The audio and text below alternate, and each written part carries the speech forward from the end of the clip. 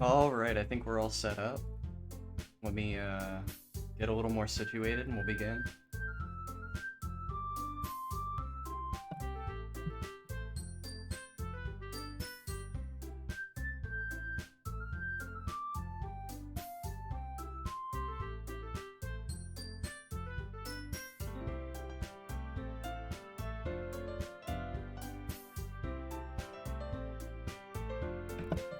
Alright, so I'm very excited to play this game today. I don't know a whole lot about it. Let me turn the music down just a little bit.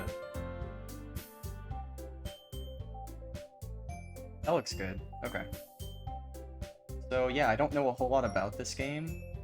I watched somebody play, like, maybe, it seemed kind of like maybe like the first 60% of the game, and something crazy happened.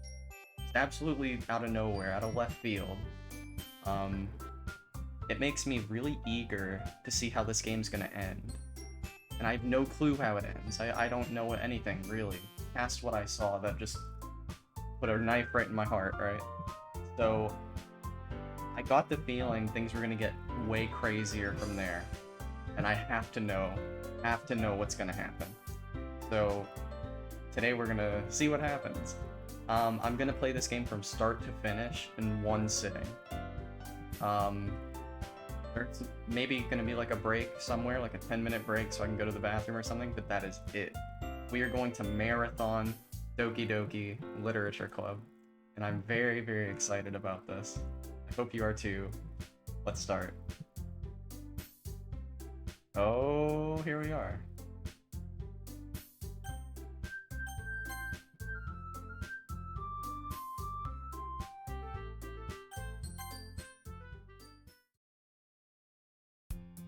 Hey! I see an annoying girl running toward me from the distance, waving her arms in the air like she's totally oblivious to any attention she might draw to herself. That girl's Sayori, my neighbor and good friend since we were children. You know, the kind of friend you'd never see yourself making today, but it just kind of works out because you've known each other for so long. We used to walk to school together on days like this, but starting around high school, she would oversleep more and more frequently, and I'd get tired of waiting up. But if she's going to chase after me like this, I almost feel better off running away. However, I just sigh and idle in front of the crosswalk and let Sayori catch up to me. I overslept again. But I caught you this time. That's a horrible voice. I really need to come up with a better one. Give me a minute. This is gonna be important because I gotta be able to do this voice for like 6 hours. I'm guessing, you know. I don't know how long this is gonna take. It's gonna be a long one. But I caught you this time. It's pretty good. We'll do that. But I caught you this time. Maybe, but only because I decided to stop and wait for you. Oh, that was supposed to be the other guy. I'll get good at this. Give me a minute. Yeah, you say that like you were thinking about ignoring me. That's mean, Jacob. Well, if people stare at you for acting weird, then I don't want them to think we're a couple or something. This guy's a little edgy. Fine. But you did wait for me after all. That voice is creepy. I'll just keep doing it. I guess you don't have it in you to be mean, even if you want to. Whatever you say, Sayori. I can't go from girl voice to my normal voice, so I'm gonna have to do girl voice to, like, bro voice or something. There has to be, like, a fluctuation there. We cross the street together and make our way to school. As we draw near, the streets become increasingly speckled with other students making their daily commute. By the way, Jacob, you decided on the club to join yet? The club? Oh. I told you already, I'm not really interested in joining any clubs. I haven't been looking either. Yeah, that's not true. You told me you would join a club this year. Did I? I'm sure it's possible that I did in one of our many conversations where I dismissively go along with whatever she's going on about. Sayori likes to worry a little too much about me when I'm perfectly content just getting by on the average while spending my free time on games and anime. I like this guy. Oh, he's me. I like me. Uh-huh. I was talking about how I'm worried that you won't learn how to socialize or have any skills before college. Your happiness is really important to me, you know. And I know you're happy now, but I'd die at the thought of you becoming a NEET in a few years because you're not used to the real world. It's a weird anagram. I don't know what that means, but I'm assuming that's like a shut-in. Like shut-in who doesn't do anything besides play anime and video games, or play games and watch anime. You trust me, right? Don't make me keep worrying about you. Alright, alright. I'll look at a few clubs if it makes you happy. No promises, though. Will you at least promise me you'll try a little? Yeah, I guess I'll promise you that. Yay! Why do I let myself get lectured by such a carefree girl? More than that, I'm surprised I even let myself relent to her. I guess seeing her worry so much about me makes me want to ease her mind, at least a little bit, even if she does exaggerate everything inside of her head. The school days is ordinary as ever, and it's over before I know it. After I pack up my things, I stare blankly at the wall, looking for an ounce of motivation. Clubs. Sayori wants me to check out some clubs. I guess I have no choice but to start with the anime club. Hello? Sayori? Sayori must have come into the classroom while I was spacing out. I look around and realize that I'm the only one left in the classroom. I thought I'd catch you coming out of the classroom, but I saw you just sitting here and spacing out, so I came in. I don't know how well that girl voice is picking up. I can't really project my voice. I gotta turn the gain up just a little bit here. Which should be good. Honestly, you're even worse than me sometimes. I'm impressed. You don't need to wait up for me if it's gonna make you late to your own club. Well, I thought you might need some encouragement, so I thought, you know. Know what? Well, that you could come to my club. Ooh, voice crack. Sayori, your voice cracked. Yeah. There's no way I'm going to your club. Meanie. Sayori is vice president of the literature club. Not that I was ever aware she had any interest in literature. In fact, I'm 99% sure she only did it because she thought it would be fun to help start a new club. Since she was the first one to show interest after the one who proposed the club, she inherited the title Vice President. That said, my interest in literature is guaranteed to be even less. Yeah, I'm going to the anime club. Come on. Please. Why do you care so much anyway? Well, I kinda told the club yesterday I would bring in a new member. And Natsuki made cupcakes and everything. Don't make promises you can't keep. I can't tell if Sayori is really that much of an airhead or if she's so cunning as to have planned all of this out. I let out a long sigh. Fine, I'll stop by for a cupcake, okay? Yay! Let's go! And thus, today marks the day I sold my soul for a cupcake. Pretty funny. I dejectedly follow Sayori across the school and upstairs, a section of the school I rarely visit, being generally used for third-year classes and activities. Sayori, full of energy, swings open the classroom door. Everyone! The new member's here! I told you, don't call me a new member. Eh? I glance around the room. I gotta come up with girl voices for all these people. I got like one girl voice. Oh god.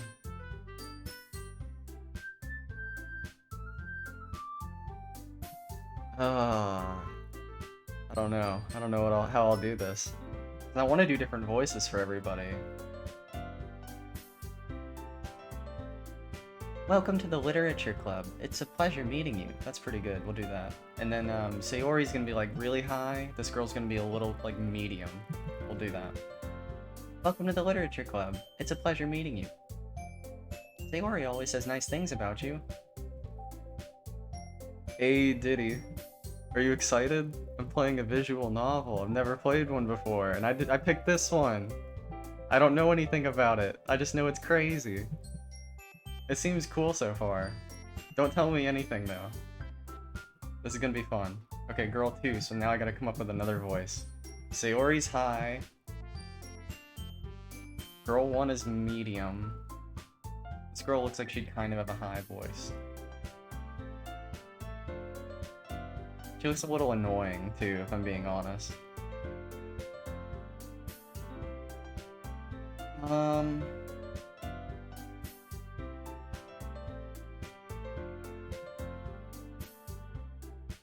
Okay, that's awesome. Exciting.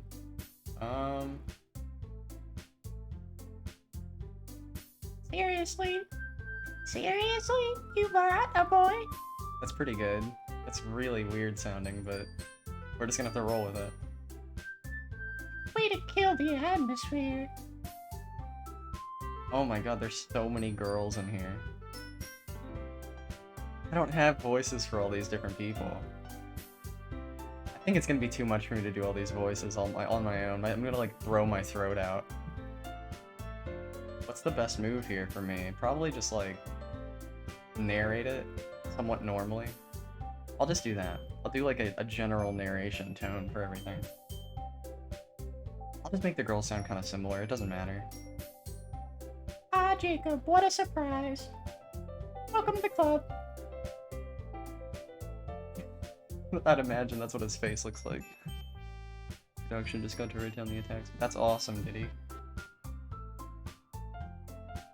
All words escape me in this situation. This club is full of incredibly cute girls.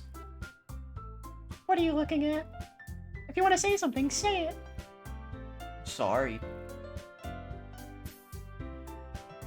Natsuki. The girl with the sour attitude, whose name is apparently Natsuki, is one I don't recognize. Her small figure makes me think she's probably a first year. She's also the one who made cupcakes, according to Sayori. You can just... Oh, Sayori. You can just ignore her when she gets moody. Sayori says that quietly into my ear, then turns back towards the other girls. Anyway, this is Natsuki, always full of energy. And this is Yuri, the smartest in the club.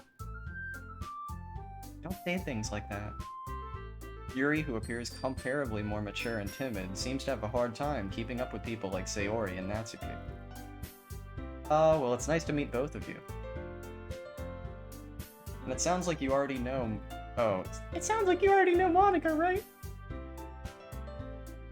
That's right. It's great to see you again, Jacob. Monica smiles sweetly. We do know each other. Well, we rarely talk, but we were in the same class last year. Monica is probably the most popular girl in class. Smart, beautiful, athletic. Basically, completely out of my league. I think all these girls were real. They'd probably like all be out of my league. I'd have to like make them laugh or something. So having her smile at me so genuinely feels a little... You too, Monica. Come sit down, Jacob. We made room for you at the table, so you can sit next to me or Monica. I'll get the cupcakes. Hey, I made them. I'll get them. I'll do her voice as like a little gremlin. That's easy. Sorry, I got a little excited. How about I make some tea as well? The girls have a few desks arranged to form a table. As Sayori mentioned, it's been widened so that there is one space next to Monica and one space next to Sayori. Natsuki and Yuri walk over to the corner of the room where Natsuki grabs a wrapped tray and Yuri opens the closet.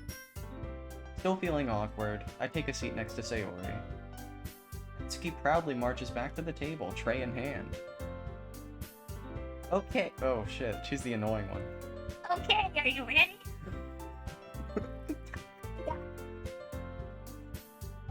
Whoa. Oh, that's it's gonna take me a minute. Once I get into the flow of this, we'll have a rhythm, but like, a lot of girls, a lot of different voices.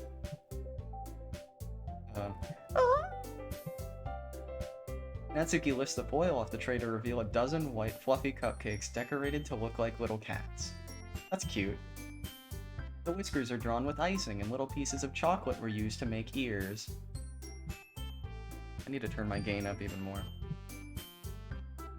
Alright, we should be good. So cute! I had no idea you were so good at baking, Natsuki. Well, you know. Just hurry and take one. These voices are kind of creeping me out, but I have to keep doing them. Sayori grabs one first, then Monica. I follow. It's delicious. Sayori talks with her mouth full and has already managed to get icing on her face. I turn the cupcake around in my fingers, looking for the best angle to take a bite. Natsuki is quiet. I can't help but notice her sneaking glances in my direction. You got your PC today, Diddy? That's sick. Is she waiting for me to take a bite? I finally bite down. The icing is sweet and full of flavor. This is really good. Thank you, Natsuki. Why are you thanking me? It's not like I... Haven't I heard this somewhere before? What? It's a weird line of dialogue. We'll continue. It's not like I... Made them for you or anything. I thought you technically did. Sayori said. Well, maybe. Oh, because Sayori was like, I have to bring a new member, she makes them for the... Okay, that makes more sense, I get it. But, you know, you dummy. That's beginning to sound more and more like a goblin as I do the voice. Alright. I give up on Natsuki's weird logic and dismiss the conversation. Yuri returns to the table, carrying a tea set. She carefully places a teacup in front of each of us before setting down the teapot next to the cupcake tray. You keep a whole tea set in this classroom? Don't worry, the teachers gave us permission. Oh, she's... After all, doesn't a hot cup of tea help you enjoy a good book? I guess. Don't let yourself get intimidated. Yuri's just trying to impress you. That's not... Insulted, Yuri looks away. I meant that, you know. I believe you. Well, tea and reading might not be a pastime for me, but I at least enjoy tea. I'm glad. Yuri faintly smiles to herself in relief. Monica raises an eyebrow, then smiles at me. So what made you... Fuck.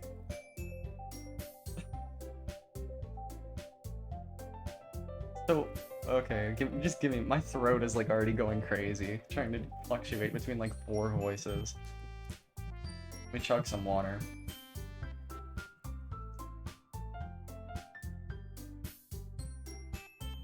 Alright. Got this. So what my voice cracked immediately.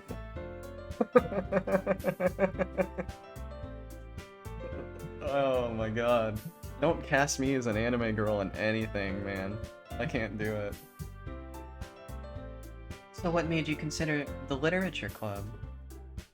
I'm afraid of this question. Something tells me I shouldn't tell Monica that I was practically dragged here by Sayori. Well, I haven't joined any clubs yet, and Sayori seemed really happy here, so, you know. Monica does look cute. That's okay. Don't be embarrassed. We'll make sure you feel right at home, okay? As president of the literature club, it's my duty to make the club fun and exciting for everyone. Monica, I'm surprised. How come you decided to start your own club? You could probably be a board member for any of the major clubs. Weren't you a leader of the debate club last year?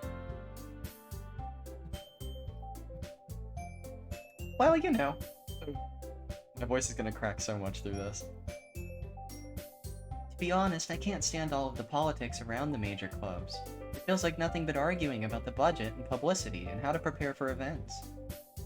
I'd much rather take something I personally enjoy and make something special out of it. If it encourages others to get into literature, then I'm fulfilling that dream. Monica really is a great leader. Yuri also nods in agreement. I'm surprised there aren't more people in the club yet. It must be hard to start a new club. I think I turned my gain up too much. I gotta turn it back down. That should be good. Must be hard to start a new club. You could put it that way. Not many people are very interested in putting out all the effort to start something brand new. Especially when it's something that doesn't grab your attention, like literature. You have to work hard to convince people that you're both fun and worthwhile. But it makes school events like the festival that much more important. I'm confident that we can all really grow this club before we graduate. Right, everyone? Yeah, We'll do our best. you know it. Everyone enthusiastically agrees. Such different girls, all interested in the same goal. Monica must have worked really hard just to find these three. Maybe that's why they were all so delighted by the idea of a new member joining. Though I still don't really know if I can keep up with their level of enthusiasm about literature. So Jacob, what kind of... Oh, I fucked that up. So Jacob, what kind of things do you like to read? Well, yeah, the music's great, Diddy. Considering how little I've read the past few years, I don't really have a good way of answering that. Manga? I mutter quietly to myself, half joking. Natsuki's head suddenly perks up. It looks like she wants to say something, but she keeps quiet. Not much of a reader, I guess. Well, that can change. What am I saying? I spoke without even thinking after seeing Yuri's sad smile. Anyway, what about you, Yuri? Well, let's see. Yuri traces the rim of her teacup with her finger.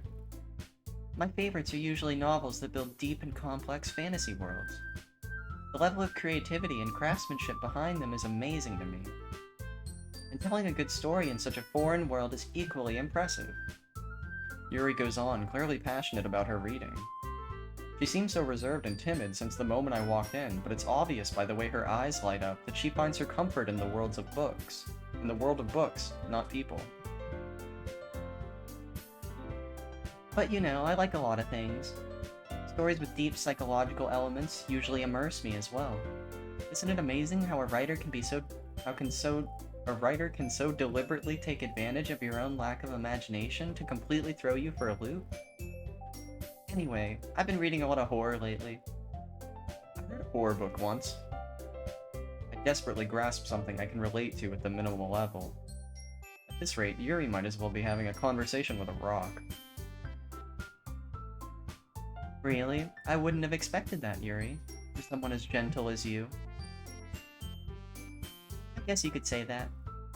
But if a story makes me think or takes me to another world, then I really can't put it down.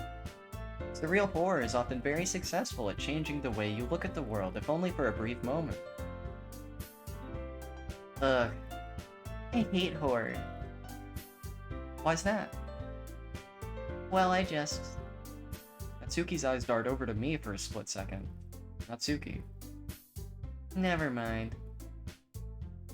Monica, that's right. You usually like to write about cute things, don't you, Natsuki? What? What gives you that idea? Monica. I'm not gonna say their names all the time, maybe just in the beginning, it'll help me get used to it. Alright. You left a piece of scrap paper behind the club. Behind last club. I fucked that sentence up so bad. Alright. You know, I usually don't read a whole lot. I just read manga. Okay. You left a piece of scrap paper behind last club meeting. It looked like you were working on a poem called... Say it out loud. Give that back. Fine, fine. Sayori. Your cupcakes, your poems. What time would I say the next stream will be? I have no idea. Honestly, it's pretty inconsistent. It's just I stream every day. For For Doki Doki, though, we're about to marathon this and finish it. Like, I'm starting it now, we are not stopping until this game is done. Until I've done everything that can be done in it. So, I could be streaming for like 7 hours, I have no idea. Everything you do is just as cute as you are. Sayori sidles up behind Natsuki and puts her hands on her shoulders. I know you. Good, I'm glad, Diddy. Natsuki, you write your own poems? Yeah, well, I guess sometimes. Why do you care? I think that's impressive. Why don't you share them sometime? No. Natsuki averts her eyes. You won't like them.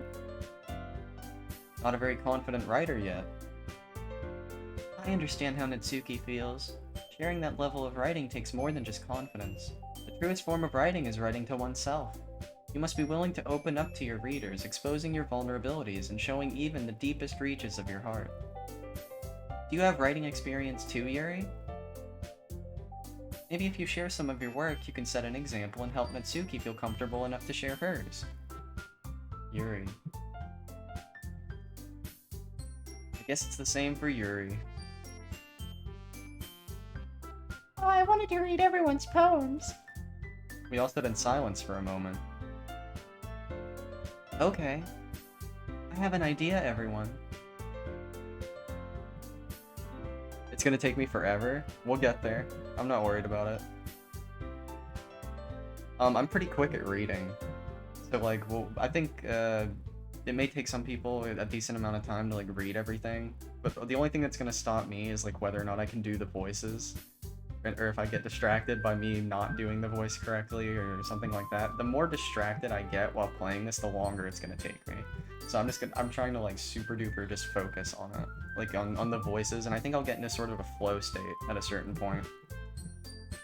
Alright. I have an idea, everyone. Huh?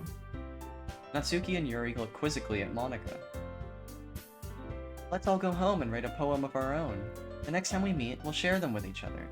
That way, everyone is even. Yeah, let's do it. Plus, now that we have a new member, I think it will help us all get a little more comfortable with each other and strengthen the bond of the club.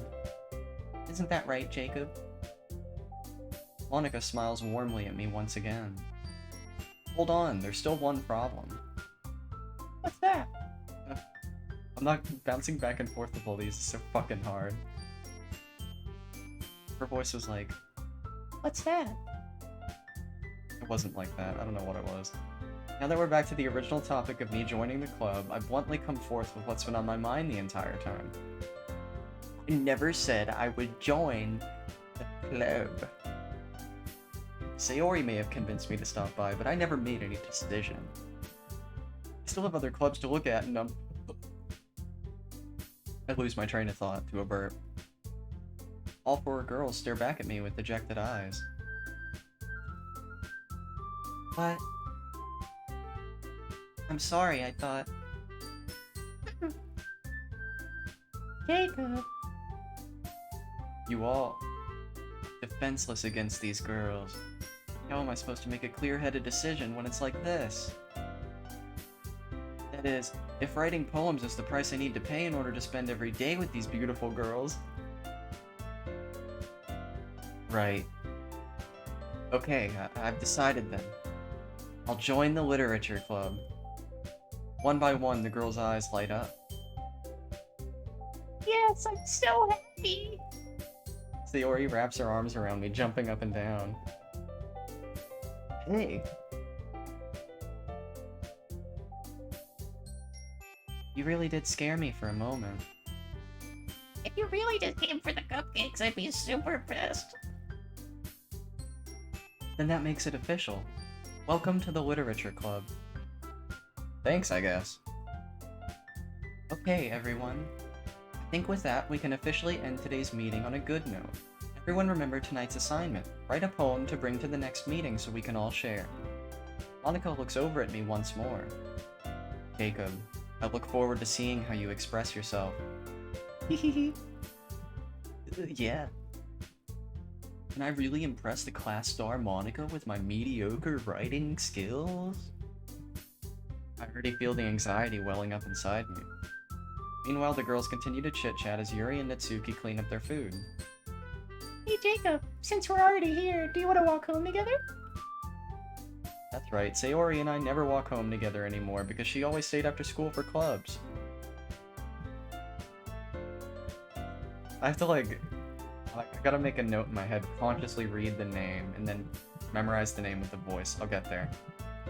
Remember every single piece of dialogue. Okay. I have a pretty sharp memory for dialogue, so. Sure, might as well. Yay! With that, the two of us depart the club room and make our way home. The whole way, my mind wanders back and forth between the four girls. Sayori, Natsuki, Yuri, and of course, Monica. Will I really be happy spending every day after school in a literature club? Perhaps I'll have the chance to grow closer to one of these girls. Alright. I'll just need to make the most of my circumstances, and I'm sure good fortune will find me. And I guess that starts with writing a poem tonight.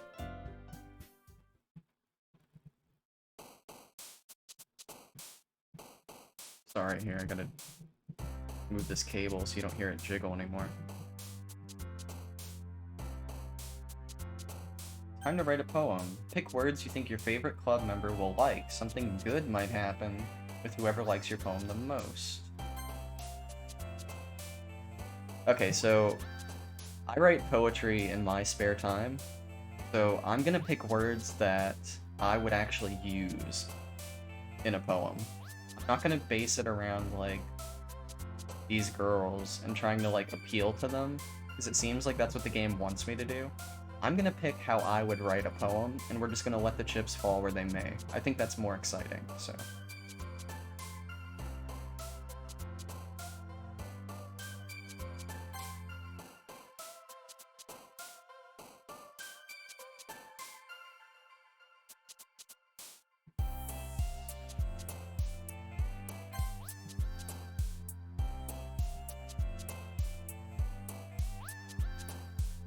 I've named a song melody before, so I'm gonna click that.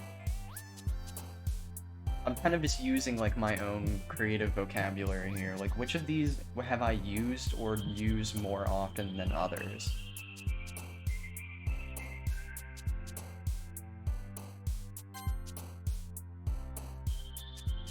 I never saw someone did that approach. That's actually a smart idea. That seems interesting to me. I actually really enjoy writing poetry. Greetings, Lucy, how are you doing today? So we're still pretty early in the game, trying to figure out how we're gonna handle this poem and which of these cuties is gonna like it, so thanks for joining. Let's see here. I really like the Alfred Hitchcock movie, Vertigo, so we're gonna say Vertigo.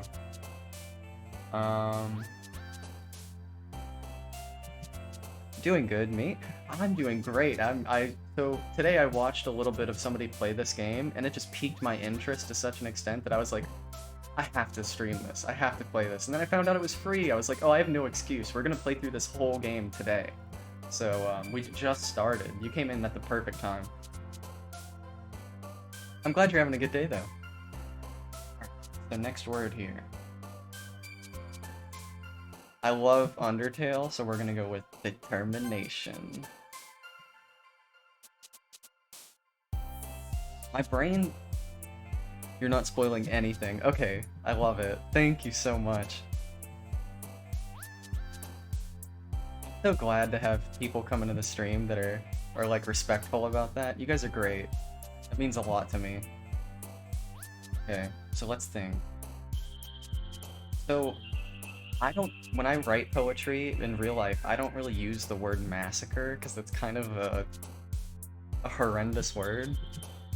What's up? What's your name? Sissage. What's up?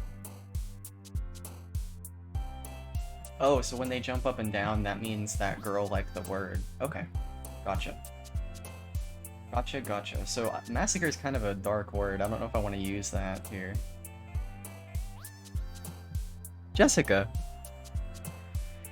It's good. I like that. Nice name. How are you doing? I hope you're having a good day.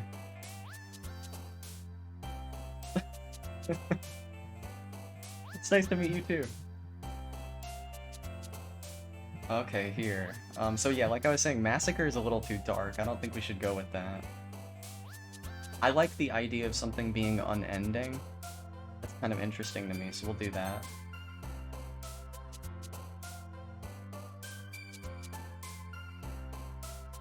In life, I have anxiety, so I want to say anxiety. I'm like clicking with this purple girl on a spiritual level right now. Like, I'm kind of shocked. I think I've only got the middle girl like one time so far. Covet. Vitality. Ambient. I like the word ambient here.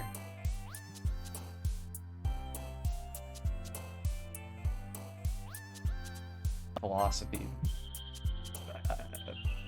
Am I an edgelord and I don't know it? Is that what's happening to me? Am I like... Is this game telling me the kind of man I am right now? Alright. I don't know what this word means. I kind of like it though, effulgent. I'd like to know what that means. Let's go with vibrant.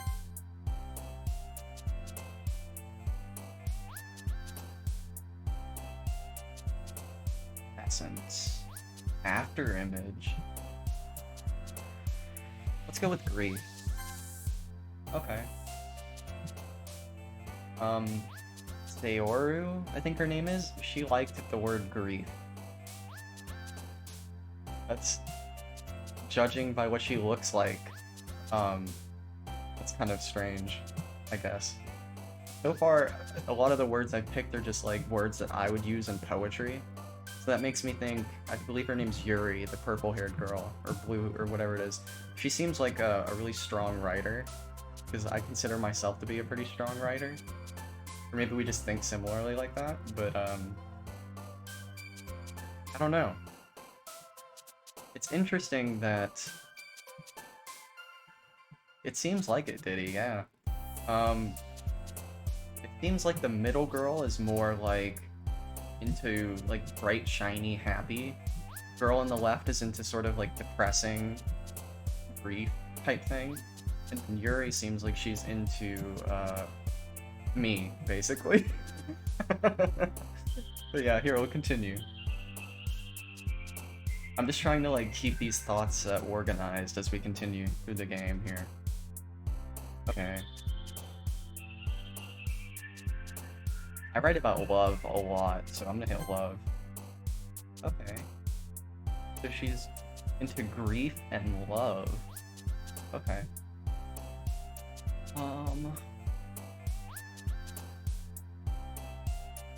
I write about fear a lot. All these intense emotions she's really into. So, just a note I thought I should make before I continue. In the beginning of this game, it says something about like people with depression or anxiety, right? So I have both of those things, but I know how to deal with it. I've come up with like really healthy coping mechanisms that don't require me to take medication anymore, so like we're all good. But I think this game could hit me a little extra hard because of that, so I'm kind of excited. I like writing that's potent like that, so that kind of got me more excited, to be honest. Atonement. Atone. Insight. I like insight.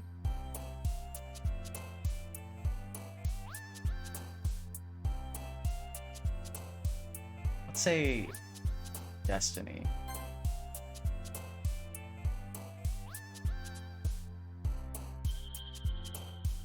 I wrote a song recently called How to Be Alone, so we're gonna say alone.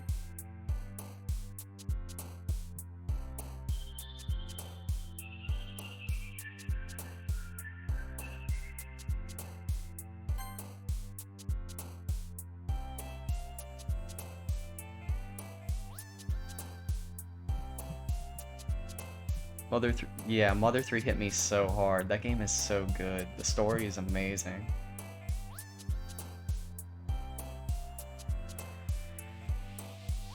Let's see here. I think time.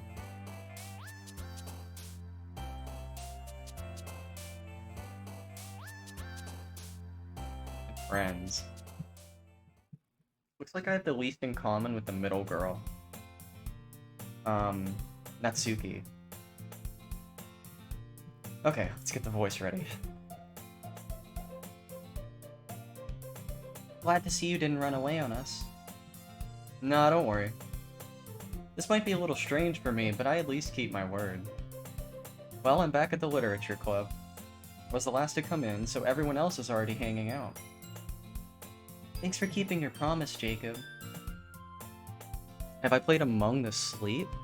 Haven't. What kind of a game is that? That sounds interesting. I feel like I've heard of it, though. I'd like to know more about it. Thanks for keeping your promise, Jacob.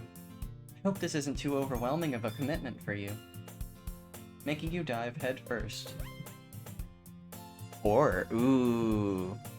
So I love horror games. I'll put that on a list here. Let me make a note of it in my phone.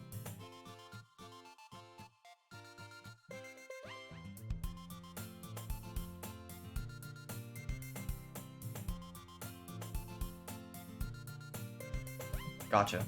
That'll be next up on the list. We'll play that. I love horror games, though, so anytime somebody has a horror recommendation I haven't played it, we'll get to it without a doubt. That sounds awesome. Okay. Making you dive headfirst into literature when you're not accustomed to it? Oh, come on, like he deserves any slack. That voice is so raw. You already told me you didn't even want to join any clubs this year. I can't do that voice. It's like making my voice crack constantly. And last year, too. I don't know if you plan to just come here and hang out or what, but if you don't take us seriously, then you won't see the end of it. Natsuki, you certainly have a big mouth for someone who keeps her manga collection in the club room. Natsuki finds herself stuck between saying Monica and manga. And Among the Sleep you can change your pajamas, so I thought that was kind of funny. That sounds cool. I like that.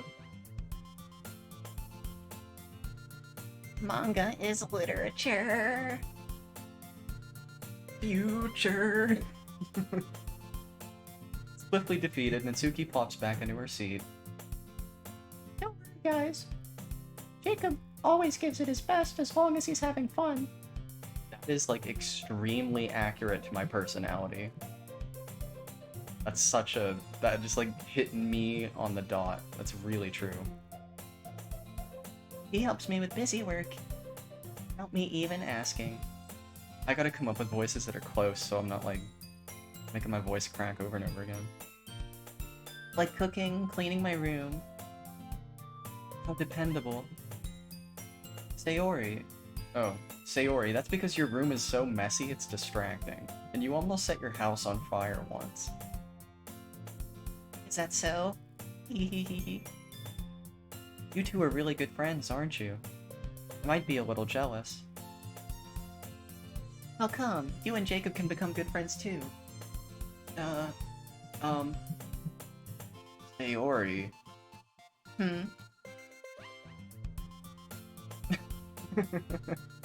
That's the go-to face whenever it's like ... I just go like good.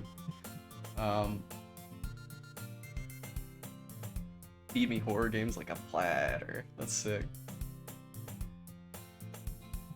As usual, Sayori seems oblivious to the weird situation she just put me into. Oh, Yuri. Even brought you something today, you know. Wait, Sayori. Me? Not really. don't be shy. It's really nothing. What is it? Never mind. Sayori made it sound like a big deal when it's really not. Oh, what do I do? Sorry, Yuri, I wasn't thinking. I guess that means it's up to me to rescue the situation. Hey, don't worry about it. First of all, I wasn't expecting anything in the first place. So any nice gesture from you is a pleasant surprise. It'll make me happy no matter what. Is that so? Yeah, I won't make it a big deal if you don't want it to be. Alright. Well, here. Yuri reaches into her bag and pulls out a book. Didn't want you to feel left out. I picked out a book that I thought you might enjoy.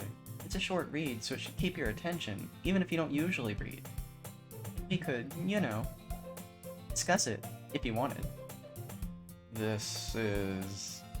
How is this girl accidentally being so cute? She even picked out a book she thinks I'll like despite me not reading much. Yuri, thank you. I'll definitely read this. I enthusiastically take the book.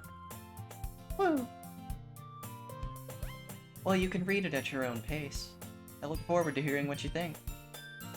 Now that everyone's settled in, I expected Monica to kick off some scheduled activities for the club. That doesn't seem to be the case. Sayori and Monica are having a cheery conversation in the corner. Yuri's face is already buried in a book. I can't help but notice her intense expression like she was waiting for this chance. Meanwhile, Natsuki is rummaging around in the closet. I'm really curious to talk to Yuri a little bit more, but at the same time I would feel bad for distracting her from reading. I catch a glimpse of the cover of her book. It looks like the same book she lent to me. More than that, she seems to be on the first few pages. Here, I'm gonna move some stuff really quick.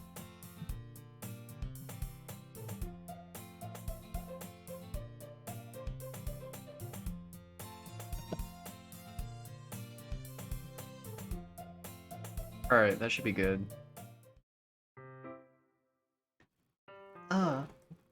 Crap. I think she noticed me looking at her. She sneaks another glance at me. Oh, I was doing a girl's voice for narration. She sneaks another glance at me and our eyes meet for a split second. But that only makes her hide her face deeper in her book. Sorry. I was just spacing out. I mutter this, sensing I made her uncomfortable. Oh. It's fine. If I was focused, Jesus. If I was focused, then I probably wouldn't have noticed in the first place. I'm just rereading a bit of this, so... That's the book you gave me, right? Mm-hmm. I wanted to reread some of it. Not for any particular reason. Just curious, how come you have 2 copies of the same book? Well, when I stopped at the bookstore yesterday... That's not what I meant. I mean... I just happened to buy 2 of them. I see. There's something fairly obvious here that Yuri isn't telling me, but I decided to let it go. I'll definitely start reading it soon. I'm glad to hear. Once it starts to pick up, you might have a hard time putting it down. It's a very engaging and relatable story. Is that so? What's it about, anyway? Well... Yuri closes the book and scans her eyes over the back. What? Oh, she's reading the back of the book. That's a weird way to phrase that. The book is titled Portrait of Markov. There's an ominous-looking eye symbol on the front cover. Weird. Alright, Alright. I just wanted to make sure I don't accidentally give something away. Basically, it's about this girl in high school who moves in with her long-lost younger sister. But as soon as she does so, her life gets really strange. She gets targeted by these people who escaped from a human experiment prison. And while her life is in danger, she needs to desperately choose who to trust. No matter what she does, she ends up destroying most of her relationships and her life starts to fall apart. That's kind of dark, isn't it? Yuri made it sound like it was going to be a nice story, so that dark turn came from nowhere. Haha! Yuri gently giggles all of a sudden. Are you not a fan of that sort of thing, Jacob? No, it's not that. It's... I mean, I can definitely enjoy those kinds of stories, so don't worry. I hope so. Yeah, I totally forgot that Yuri's into those things. I have Discord, but I don't have one set up for the stream yet. I plan on creating one, though. I just need to learn more about how it works. I don't really use Discord that much. I have a friend, though, like my mod, Eknos, he does, so I'm probably gonna get him to help me with it. And I'll figure out a cool Discord, and I'll put a link in the Twitch and everything for everyone. It can just be for memes and, like, talking, and I'll tell you guys, like, when I go live. I'll also post on Twitter. I usually post on Twitter, like, an hour before I go live. And there's a link for that in the description of the video. The description, or, like, under it, or whatever you want to call that. She's so shy and reclusive on the outside, but her mind seems to be completely different. It's just those kinds of stories. They challenge you to look at life from a strange new perspective. When horrible things happen, not just because someone wants to be evil, but because they have their own goals or their own philosophy that they believe in, then suddenly, when you thought you were related to the protagonist, they're made out to be the naive one for letting their one-sided morals interfere with the villain's plans. I'm rambling, aren't I? Not again. I'm sorry. Don't apologize. I haven't lost interest or anything. Well, I guess it's alright then. But I feel like I should let you know that I have this problem. When I let things like books and writing fill my thoughts, I kind of forget to pay attention to other people. So I'm sorry if I end up saying something strange. And please stop me if I start talking too much. I really don't think you need to worry. That just means you're passionate about reading. The least I can do is listen. It's a literature club after all. Ah. But you can't seem to find it? Give me 1 second, I'll post a link to it quickly in the chat.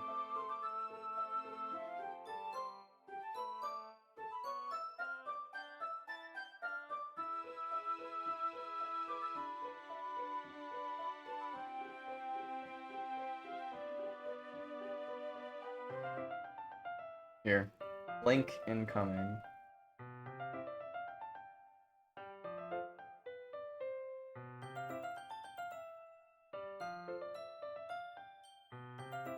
Yuri. Well, that's true. In fact, I might as well get started reading it, right? You don't have to. What are you saying? Just a moment ago you said you were looking forward to it. Let me just get the book. I quickly retrieved the book that I had put into my bag. Alright, it's fine if I sit here, right? I slip into the seat next to Yuri's. Yeah. Are you sure? You seem a little apprehensive. I'm sorry. It's not that I don't want you to. It's just something I'm not very used to. That is, reading in company with someone. I see. Well, just tell me if I end up distracting you or anything. Oh, that was switched. Alright. I open the book and start the prologue. I soon understand what Yuri means about reading in company. It's as if I can feel her presence over my shoulder as I read. It's not a particularly bad thing. Maybe a little distracting, but the feeling is somewhat comforting. Yuri's in the corner of my eye. I realize that she's not actually looking at her own book. I glance over. It looks like she's reading from my book instead. Sorry. I was just... Yuri, you really apologize a lot, don't you? I do? I don't really mean to. Sorry. I mean... This should work, right? I slide my desk until it's up against Yuri's, then I hold my book more between the two of them.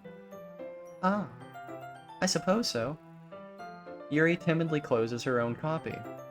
Once we each lean in a bit, our shoulders are almost touching. It feels like my left arm is in the way, so instead I use my right hand to hold the book open. I guess that makes it kinda difficult to turn the page. Here.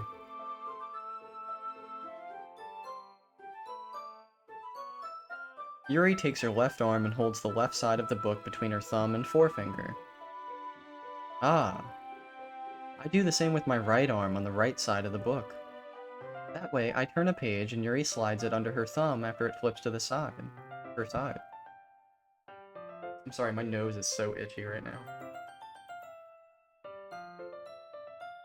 It just rained where I live, and I'm allergic to pollen. It kills me every time. Even though I'm inside. It's a pretty bad pollen allergy. Okay. But in holding it like this, we're huddled even closer than before. It's actually kind of distracting me. It's as if I can feel the warmth of Yuri's face, and she's in the corner of my vision. Are you ready? Huh? To turn the page. Sorry. I think I got a bit distracted for a second. I glance over at Yuri's face again and our eyes meet. I don't know how I'll be able to keep up with her. Ah. That's okay. You're not as used to reading, right? I don't mind being patient if it takes you a bit longer. It's probably the least I can do, since you've been so patient with me. Yeah. Thanks. We continue reading. Yuri no longer asks if I'm ready to turn the page. Instead, I just assume that she finishes the page before me, so I turn it by my own volition. We continue the first chapter in silence. Even so, turning each page almost feels like an intimate exchange. My thumb gently letting go of the page, letting it flutter over to her side as she catches it under her own thumb. Hey Yuri. This might be a silly thought, but the main character kind of reminds me of you a little bit. You think so? How does she? Well, I guess she's more blunt in a lot of ways, but she also second-guesses all of the things that she says and does. Like she's afraid she'll do something wrong. It's not like I can see into your head or anything, but they're kind of reminiscent of some of your mannerisms. I see. Yuri remains silent for a moment. But Jacob, that's probably a terrible thing to have in common with her. That's so embarrassing you think that. Wait, I didn't mean it in a bad way or anything.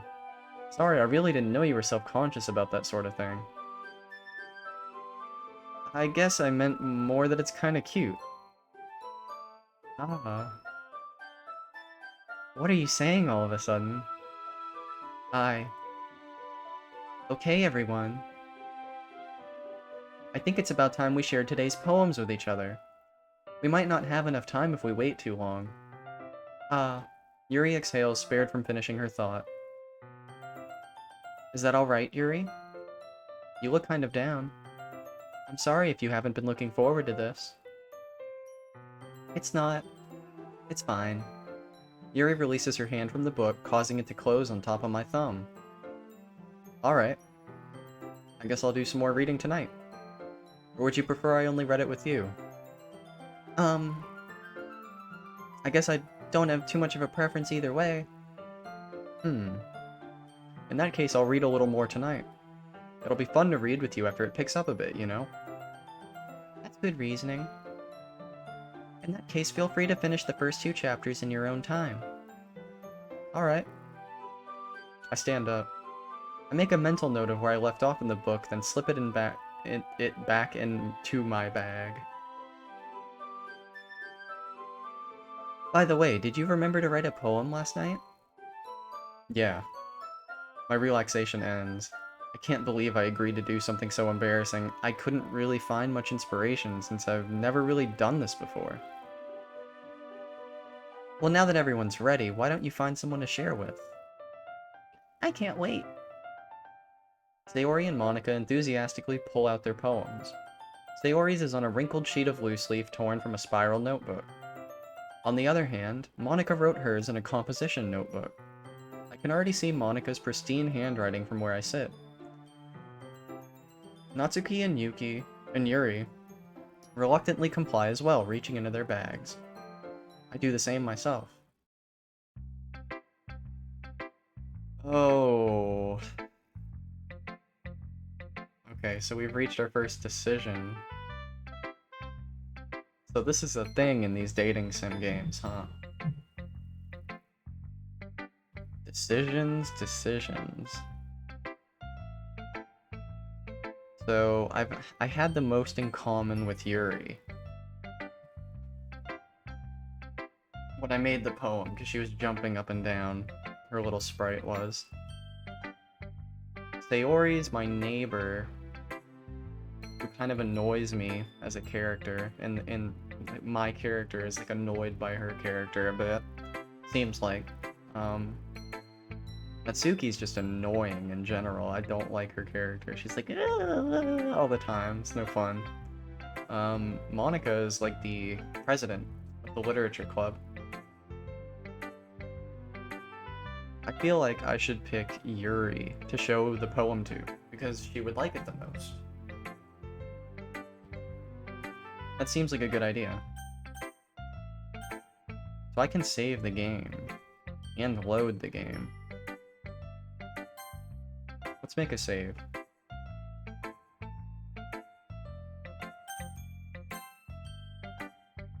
Who would I show my poem to first? We're gonna go with Yuri. Yuri seems the most experienced, so I should start with her. I can trust her opinion to be fair. As Yuri reads the poem, I notice her eyes lighten. Exceptional. What was that? Huh? Did I say that out loud? Yuri first covers her mouth, but then ends up covering her whole face. Ooh. He's going to hate me. You really didn't do anything wrong, Yuri. Huh? I guess you're right. What am I getting so nervous for? He's going to hate me?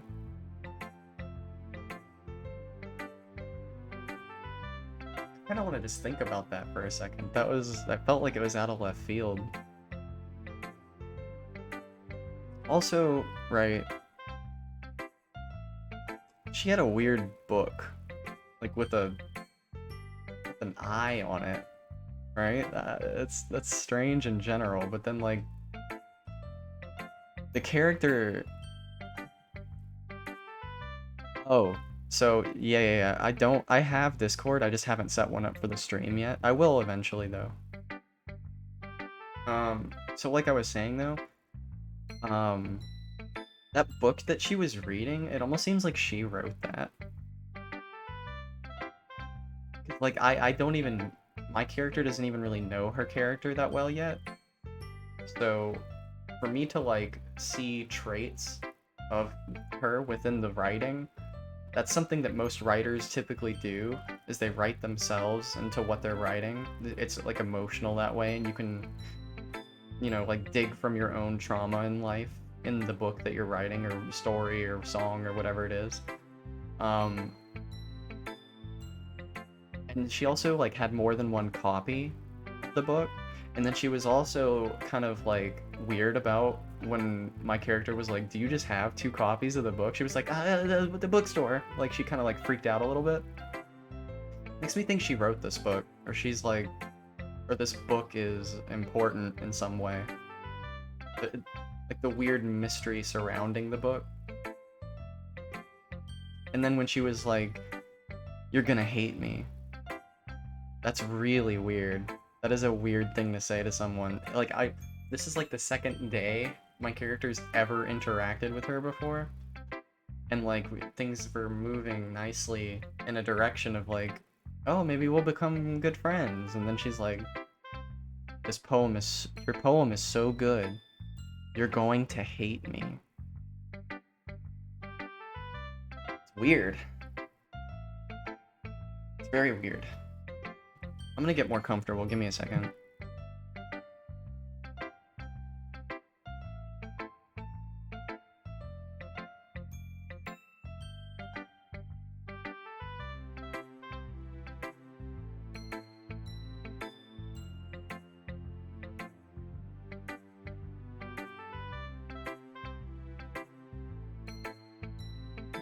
Alright, we should be good. Looks like I sound good.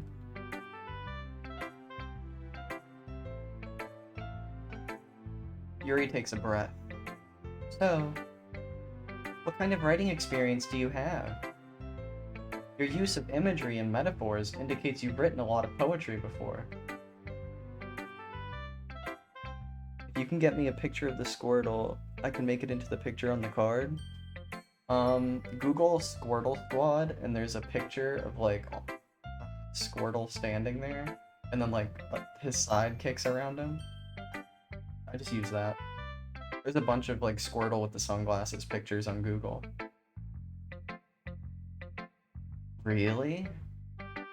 That's a huge compliment coming from you. This is actually my first time, really. Huh?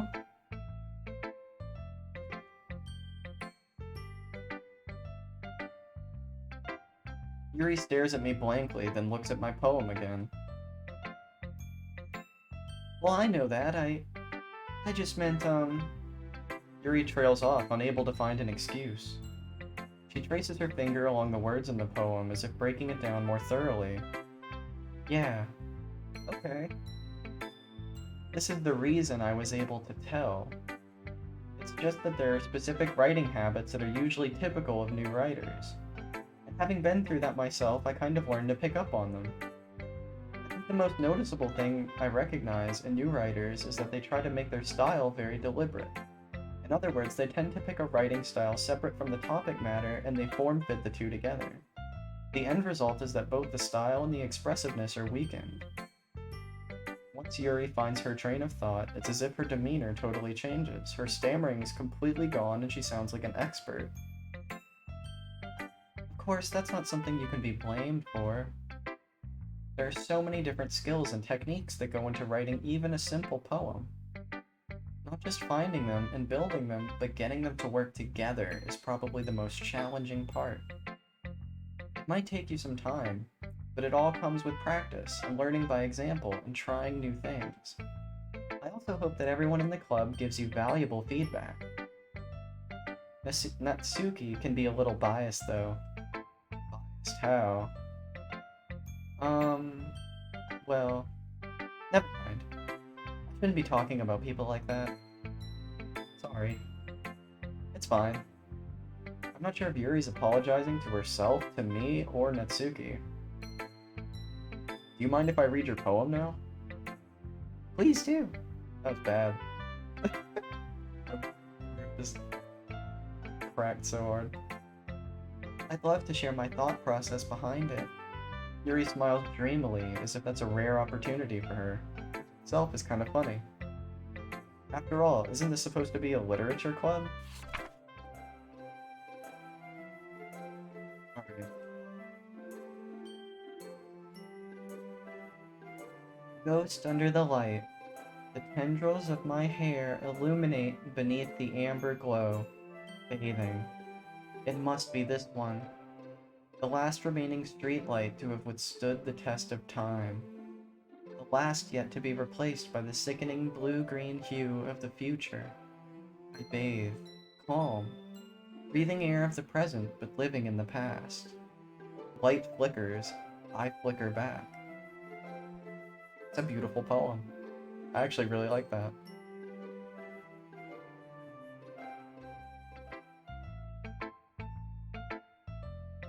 I'm sorry I have such terrible handwriting. What? I wasn't thinking that at all. But it took you a long time to read. I just don't read script very often. I think your handwriting is pretty.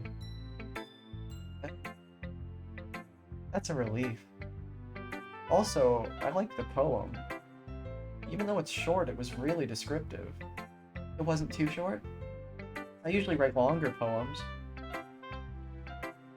Not at all.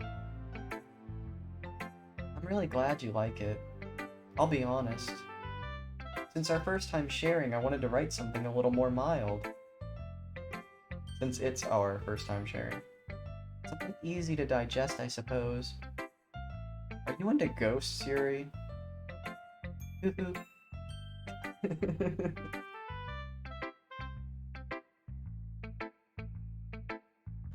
Actually, the story isn't about a ghost at all, Jacob. Really? I must have totally missed the point. I didn't actually think it was about a ghost. It seemed metaphorical. But my character sure didn't realize that. Well, I suppose you did only glance over it after all. But remember, that poets often express their own thoughts, feelings, and experiences in their work. Yep. They usually do more than tell a simple story or paint a picture. Who do I love the most? I haven't really interacted with the rest of them that much yet. I feel like I need more interaction. It seems like Yuri and I are like on the same wavelength mentally. But I don't know yet. She seemed kind of weird. Like there's secrets to her. So I have to figure it out. In this case, perhaps the subject of the poem is only being symbolically compared to a ghost. Lingering in her last remaining place of comfort, unable to let go of the past, and soon to be left with nothing. Interesting.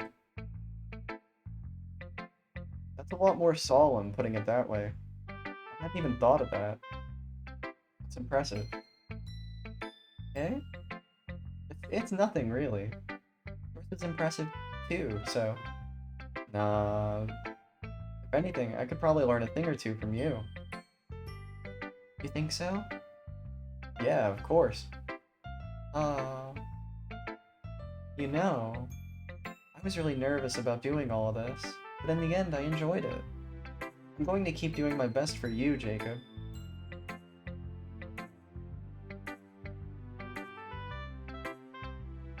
Ooh, I think she liking me. Ah, me too.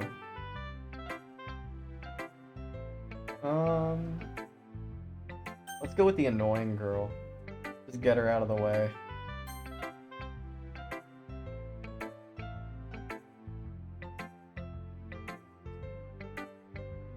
I'll just do the same girl voice for everybody. I can't keep doing different ones. It's gonna tear my throat up doing this in like an 8-hour stream. Jacob, if you're not going to take this club seriously, then go home. What? Harsh. What, you expect me to believe that you actually put effort into this? Do you think I'm stupid? I'm not a writer. Maybe it's not very good, but yeah, I did put in effort. We all start somewhere, right? If you're still proud of the first poem you ever wrote, then I'd like to read it. Sheesh, this man dunked on her real quick. That look on her face is... it's deserved a little bit. She just got dunked on, man. No one's proud of their first poem. Sheesh. Oh my god, dude, I'm being a savage right now. Painful to think about? Fine. Well, sorry. You'll get better anyway. I'll tell you what to improve, but you're better off just trying again. Fair enough. Well, to each their own, I guess. Anyway, I gotta share mine now. Knowing you, you'll probably think it's stupid.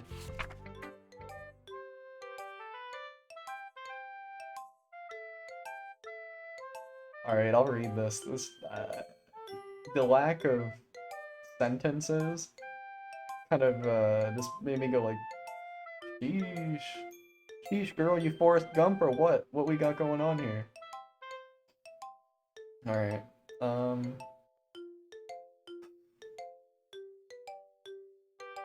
Eagles can fly.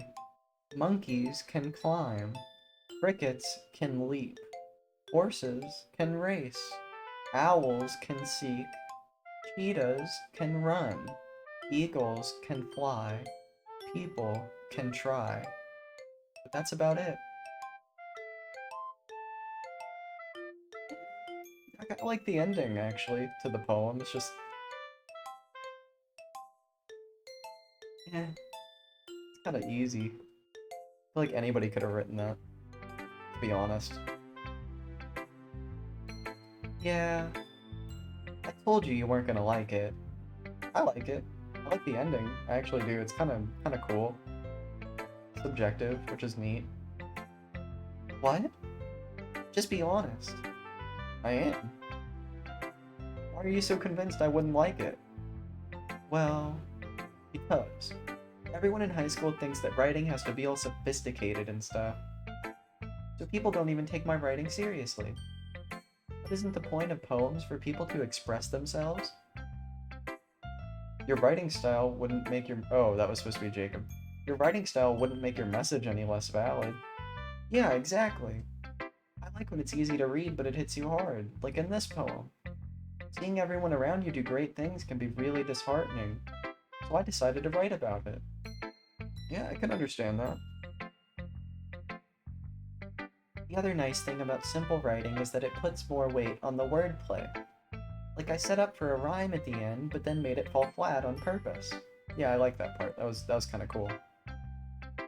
Helps bring out the feeling in the last line. So you did. I guess more went into it than I realized.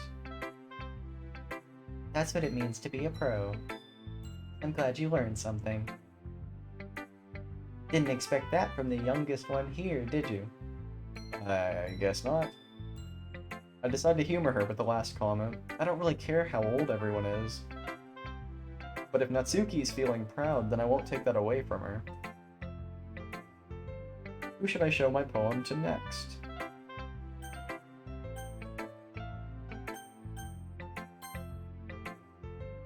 We're childhood friends, so... This is a good poem, Jacob. Are you sure it's your first time? Of course. It's not that good. Am I the kind of guy who would be writing poems in his spare time? Hehe, I guess you're right. But that's why it impressed me. Well, to be honest, I was afraid you wouldn't do it seriously, or that you wouldn't write one at all. I'm really happy that you just wrote one. It just reminds me of how you're really a part of the club now. Not to mention the fact I'm standing in front of you in the club room? Yeah, of course. I'm not really into it yet, but that doesn't mean I'll break my promise. See? It's like I said before, Jacob. Deep down, you're not selfish at all, you know? Trying new things like this for other people. That's something that only really good people do.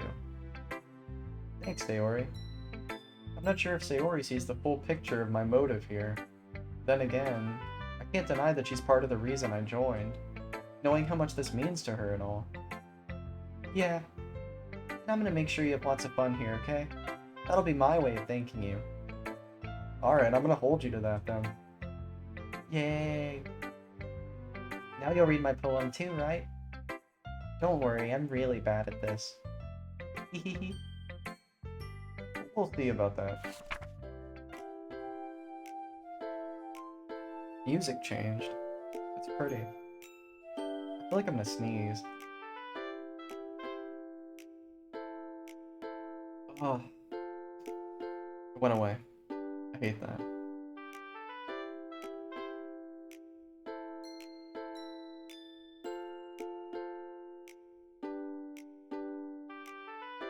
Dear sunshine, the way you glow through my blinds in the morning makes me feel like you missed me, kissing my forehead to help me out of bed. I'm accidentally rapping to this. I'm not trying to. Make me rub the sleepy from my eyes. Are you asking me to come out and play? Are you testing me? Trusting me? Are you... Your favorite girl is Monica. Okay. The president of the group? Making me rub the sleepy from my eyes. Are you asking me to come out and play? Are you trusting me to wish away a rainy day? I look above. The sky is blue. It's a secret, but I trust you too. If it wasn't for you, I could sleep forever. But I'm not mad. I want breakfast. I enjoyed that. It's good. It was funny. Sayori... Oh. Sayori, this is just a guess, but... Did you wait until this morning to write this? No. Just a little bit. Yo, what's up? What's your name? I can't see. Let me see. Reblex Live. What's up, man? How are you doing? I'm trying to not let my voice crack multiple times doing girl voices on stream, and I naturally have a deep voice, so we're having fun. Just a little bit. Here to spread Sayori. Oh, Sayori's yeah, she's adorable. I love that. I'm playing this for the first time right now. I'm just having fun. Kind of picking up on a little bit of like a weird vibe in the game though. Mainly just like, it's mainly like Yuri so far. I've spent the most time talking to Yuri. And when I wrote the first poem, I noticed like some traits about all three of them.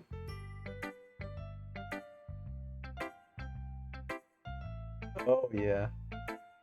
That's what I've heard, is this game gets kind of crazy like halfway through. I'm really excited for it. The word I heard used was surreal, and surrealism is some of my favorite art. I'm very, very excited about this game.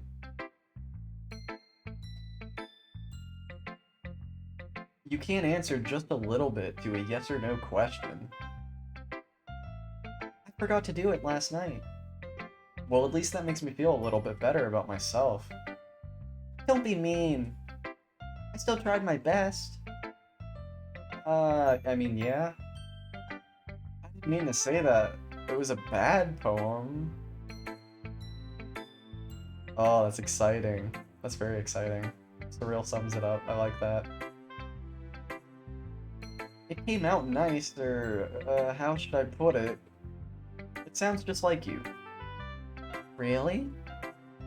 Yeah. Especially that last line.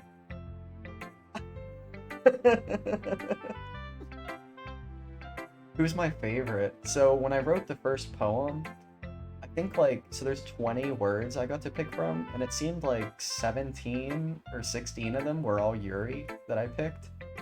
So, I definitely like Yuri the most, personality-wise, and like how she thinks.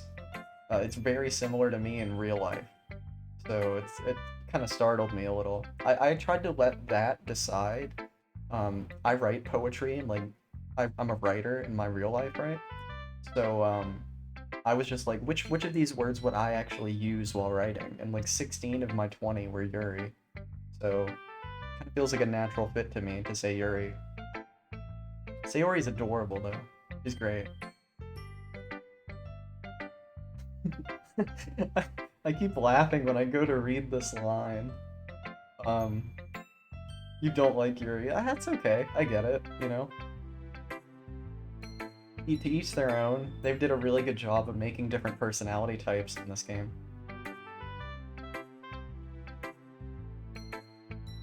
I'm trying to read this line in a girl voice, but I keep, like, almost laughing as I start doing it. He made eggs and toast. I'll just skip it, I'm sorry. Even though you were late to school? It's bad to skip breakfast. I get all cranky.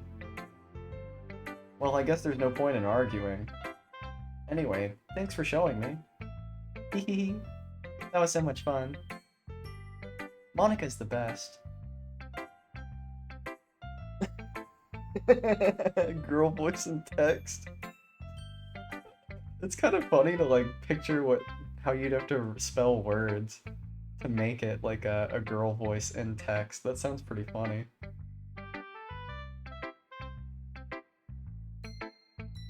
Yeah, that's a horrible sad game, but in the best way. I love it. Okay. Monica's the best. Yeah. But next time, I won't forget.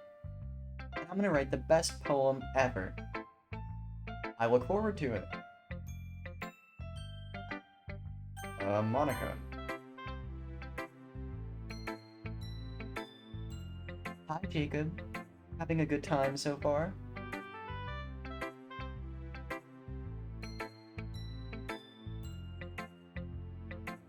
Yo, so Valhalla's Revenge, I love anime, but only specific ones, like Full Metal Alchemist, Cowboy Bebop, Samurai Champloo, a lot of like the top tier ones that people name all the time, Evangelion, things like that. I'm not a huge anime fan either. I heard this game was fantastic for its story, and that alone pulled me in. And so far, I think it's pretty interesting, but I'm getting the feeling that there's going to be like dark undertones to the story. Yeah, I agree. Reblex, that's kind of like how the vibe I'm getting so far. It's like it feels like on its surface that it's another anime dating sim. But there's like underlying notes I'm getting in the writing that there's like strange things going on. I was saying earlier, like the word I'd heard to describe this game was surreal, and I've seen like little hints at it so far, but I think it's gonna ramp up at a certain point. We'll find out though. If you want to play it, I mean, you can always watch and then like stop at a certain point, you know, and then play it yourself. Like check it out, you know. I tend to do that before I play stuff. Okay. Girl voice. Having a good time so far? Yeah, good. Good. Glad to hear it. By the way, since you're new and everything, if you ever have any suggestions for the club, like new activities or things we can do better, I'm always listening. Don't be afraid to bring things up, okay? Alright, I'll keep that in mind. Of course I'll be afraid to bring things up. I'm much better off just going with the flow until I'm more settled in. Anyway, want to share your poem with me? It's kind of embarrassing, but I guess I have to.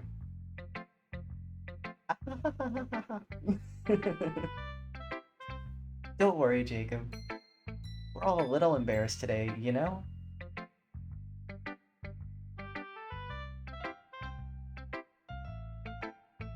Oh, it's fine. I appreciate you not spoiling stuff though. That means a lot. I love playing things blind and like not knowing a whole lot. It's really exciting that way. Sayori's cool thing. That's good. I like that. But it's that sort of barrier that we'll all learn to get past soon. Yeah, that's true. Hand Monica my poem. Great job, Jacob. I was going ooh in my head while reading it. It's really metaphorical. I'm not sure why, but I didn't expect you to go for something so deep. I guess I underestimated you. It's easiest for me to keep everyone's expectations low. That way it always counts when I put in some effort. Haha, that's not very fair. I guess it worked anyway. You know that Yuri likes this kind of writing, right? Writing that's full of imagery and symbolism? Unlike Sayori, who likes using simple and direct words to describe happiness and sadness. Yuri likes it when readers are left to derive their own meaning out of it. It's very challenging to write like that effectively, but allowing people to get something out of it just by feel, or letting them deeply analyze all of the nuances, it could take years of practice, which I'm assuming Yuri has at this point. I never really asked, though. I'm sure I'm nowhere near her level yet. Don't worry so much about that. You do your own thing. Just keep exploring and learn by trying new things. I'm sure I'll end up trying different things a lot. It could take a while before I feel comfortable doing this. I'm about to burp, I'm sorry. I definitely can't do a girl voice while, like, almost burping. Okay, there we go. That's okay. I'd love to see you try new things. That's the best way to find the kind of style that suits you.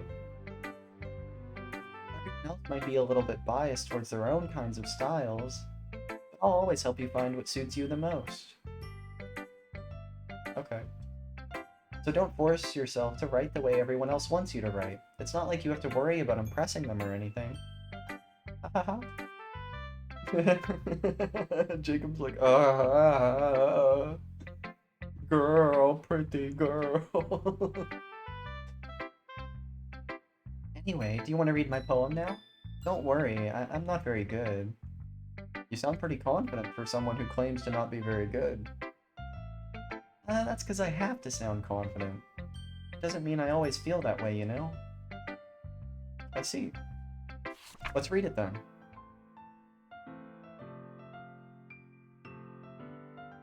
Nope, I am cool. Okay. So.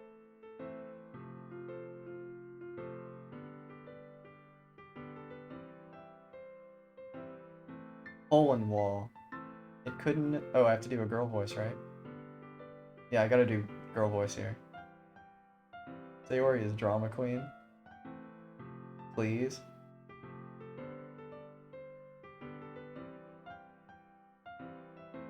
I'm confused what you're talking about, Monica. Oh, Sayori's drama queen. Please, I see what you're saying. I got you. Hole in wall. It couldn't have been me. See the direction the spackle protrudes? A noisy neighbor? An angry boyfriend? I'll never know. I wasn't home. I peer inside for a clue. No, I can't see. I reel, blind, like a film left out in the sun. But it's too late. My retina's already scorched with a permanent copy of the meaningless image. It's just a little hole. It wasn't too bright. It was too deep, stretching forever into everything, a hole of infinite choices. I realize now that I wasn't looking in.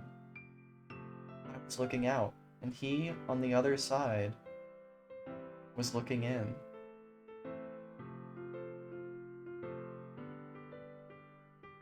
Wow.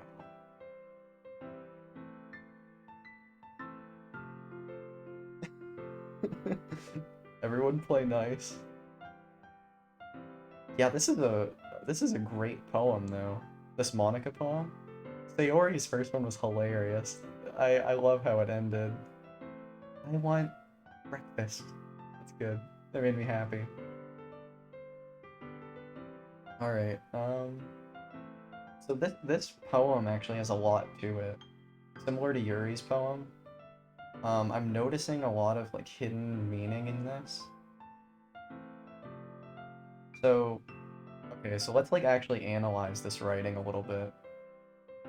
So this is called Hole in the Wall. So a wall is meant to give people privacy, seclude them, you know, forms of comfort even, you know, it can represent a house, it can represent a lot of different things, right?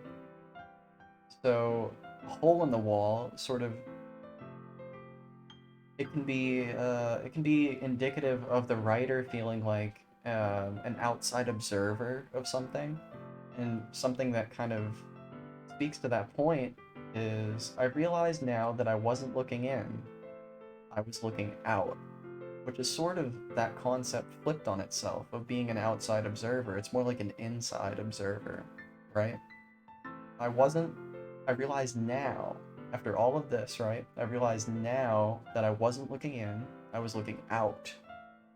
So, somebody being confined and what they see outside of their confinement is perceived freedom to them or perceived liberation to them, right? From whatever's confining them. I was looking out, and he, on the other side, was looking in. Yeah, so we're doing a little literature analysis here. It is a club after all. But, and he on the other side was looking in. So, there aren't really mentions to this he too frequently here. Hole in the wall. It couldn't have been me. So that statement being said by someone who maybe feels a little secluded or alone makes sense if they're looking out of a hole from confinement. towards freedom, liberation. They're focused, right? See the direction the spackle protrudes. Spackle is what you use to paint walls with. So she's looking through a hole in the wall outside. A noisy neighbor, an angry boyfriend? I'll never know. I wasn't home. So this place that she feels confined in is actually not her home. It's not a place of comfort for her. It's a place of discomfort. You know, maybe she has like a nomadic personality to some degree. So I peer inside for a clue. So at this point, she's outside in the perceived freedom, liberation, looking inward, right? I can't see. I reel blind, like a film left out in the sun. So film is pretty flammable. It would catch on fire if you leave it out in the sun. It's actually supposed to be like taken care of very carefully. But it's too late. My retina's already scorched with a permanent copy of the meaningless image. It's just a little hole. It wasn't too bright. It was too deep. Stretching forever into everything. A hole of infinite choices. So, all in all, we can move past this poem at this point. I feel like I've grasped a lot of meaning from it. She feels trapped in some form of a circumstance within her life or her existence. And the more she looks out towards, you know, the possibilities, the infinite possibilities of what she isn't currently experiencing, what she doesn't currently have, the more it upsets her. And she realizes that those things are impossible for her. Why? I don't know. Yeah, but that seems like the meaning that I'm gathering from this so far. We'll continue, let's see.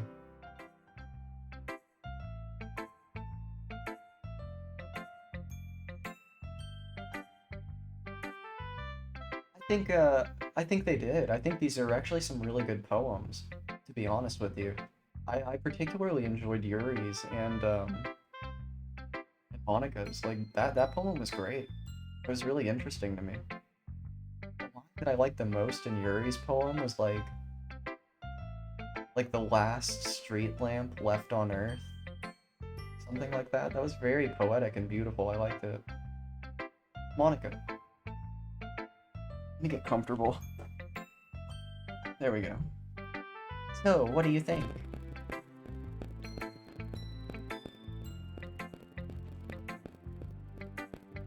I'm having a weird issue. Let me mute myself really quick.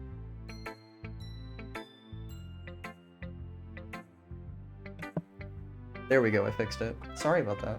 It was like a weird little audio glitch. So, what do you think? It's very free form, if that's what you call it. Sorry, I'm not really the right person to ask for feedback. It's okay. Yeah, that kind of style's gotten pretty popular nowadays. That is, a lot of poems have been putting emphasis on the timing between words and lines. When performed out loud, it can be really powerful. What was the inspiration behind this one? Ah. Well, I'm not sure if I know how to put it. I guess you could say I had some kind of epiphany recently. It's been influencing my poems a bit. An epiphany? Yeah, something like that. I'm kind of nervous to talk about deep stuff like that because it's kind of coming on strongly. Maybe after everyone is better friends with each other. Anyway. She has some trauma in her life. We'll get to it, I guess. Here's Monika's writing tip of the day. Sometimes when you're writing a poem or a story, your brain gets too fixated on a specific point. If you try so hard to make it perfect, then you'll never make any progress. Just force yourself to get something down on the paper and tidy it up later. Another way to think about this is, if you keep your pen in the same spot for too long, you'll just get a big dark puddle of ink. So just move your hand and go with the flow. That's my advice for today. Thanks for listening. Good advice. That's some of the best advice you can give a writer is just write. Having writer's block is torturous for people that want to write, but you're just trying to write the wrong thing. Write something else. Write about how you have writer's block. You know, change it. Just write. Phew. I guess that's everyone. I glance around the room. That was a little more stressful than I anticipated. It's as if everyone is judging me for my mediocre writing abilities. Even if they're just being nice, there's no way my poems can stand up to theirs. This is a literature club, after all. I sigh. I guess that's what I ended up getting myself into. Across the room, Sayori and Monica are happily chatting. My eyes land on Yuri and Natsuki. They gingerly exchange sheets of paper, sharing their respective poems. As they read in tandem, I watch each of their expressions change. Natsuki's eyebrows furrow in frustration. Meanwhile, Yuri smiles sadly. What's with this language? Huh? Did you say something? Oh, it's nothing. Natsuki dismissively returns the poem to the desk with one hand. I guess you could say it's fancy? Oh, thanks. Yours is cute. Cute? I don't know how nice that is to say, honestly. Did you completely miss the symbolism or something? It's clearly about the feeling of giving up. How can that be cute? I know that. I just meant the language, I guess. I was trying to say something nice. Eh? You mean you have to try that hard to come up with something nice to say? Thanks. But it really didn't come out nice at all. Well, I do have a couple suggestions. If I was looking for suggestions, I would have asked someone who actually liked it. Which people did, by the way. Sayori liked it, and Jacob did too. So based on that, I'll gladly give you some suggestions of my own. First of all, excuse me. I appreciate the offer, but I've spent a long time establishing my writing style. I don't expect it to change anytime soon, unless, of course, I come across something particularly inspiring.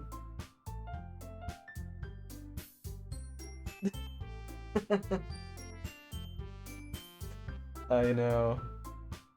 I can feel the cat fight bubbling right now. The tensions flare. All it takes is a new guy in the room. Yuri. Which I haven't yet. And Jacob liked my poem too, you know. Why are we just here? Yeah, it's kind of funny that we're like standing in front of them as they're arguing. That's a really good point. We're just like...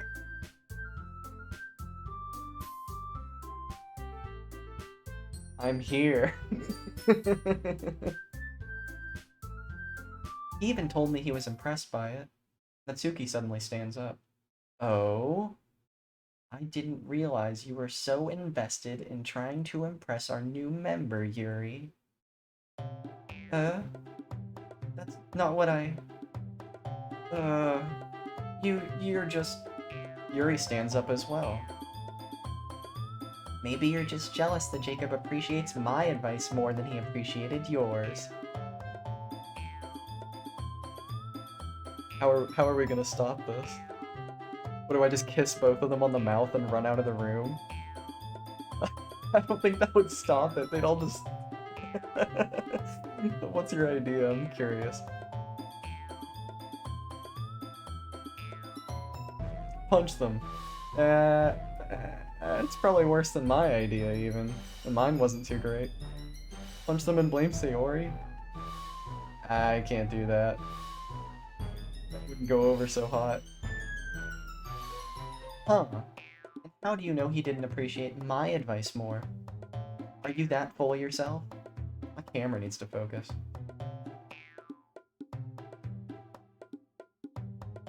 On camera, dude. Do your job. There we go. No. If I was full of myself, I would deliberately go out of my way to make everything I do overly cutesy. Ooh. Sayori,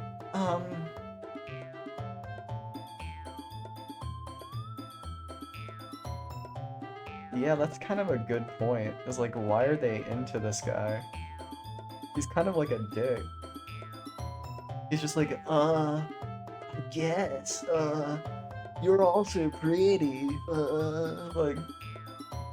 pretty beta, you know what I mean? He doesn't really have any energy to, like, suit this room. Is everyone okay?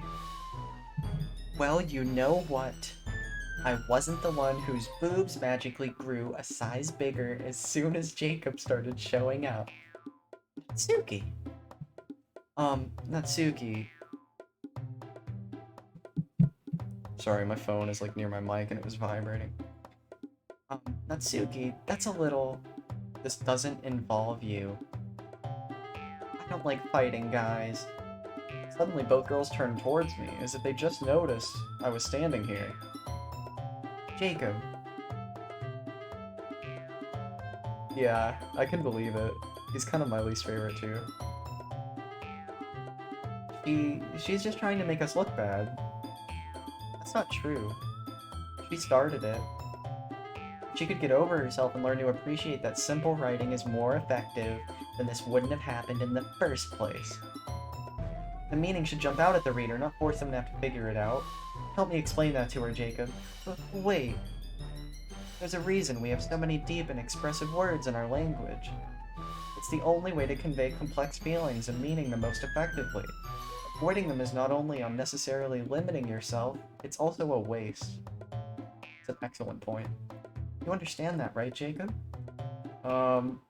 Well... How did I get dragged into this in the first place? It's not like I know anything about writing. But whomever I agree with, they'll probably think more highly of me.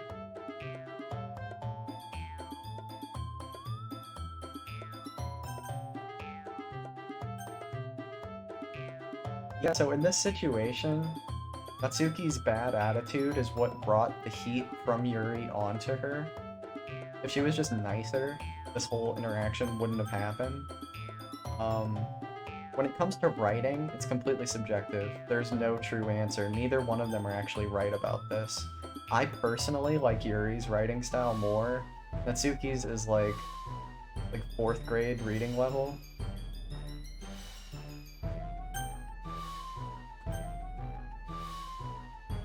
Yeah, it seems like these would feed the fight, like me picking a side. So, and how I said like neither one is kind of right. I think this is the option to go with here. Natsuki. Natsuki glares at me, drawing up any words I had in my mouth, so instead, I turn to Yuri. Yuri. But Yuri's expression is so defenseless that I can't bring myself to say anything to her. Sayori. Help.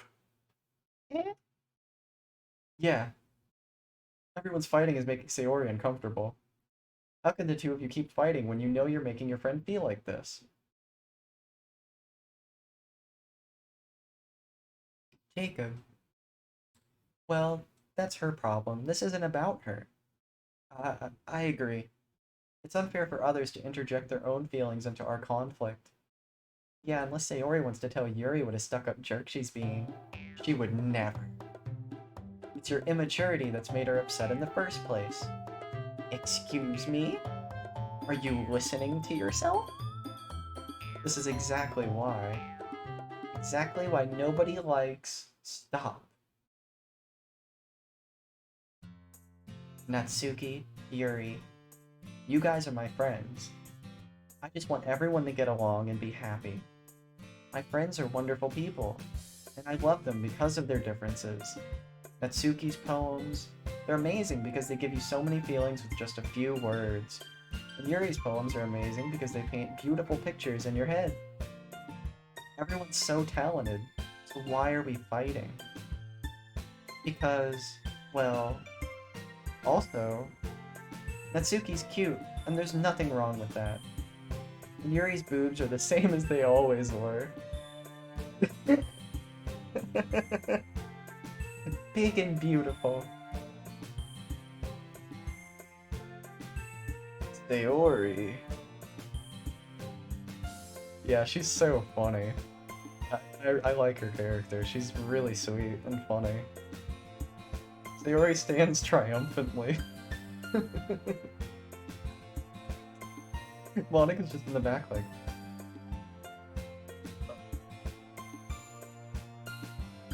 Yuri. I'll make some tea. Yuri rushes off. Natsuki sits down with a blank expression on her face, staring at nothing. So this is why Sayori's vice president, I whisper to Monica. She nods in return.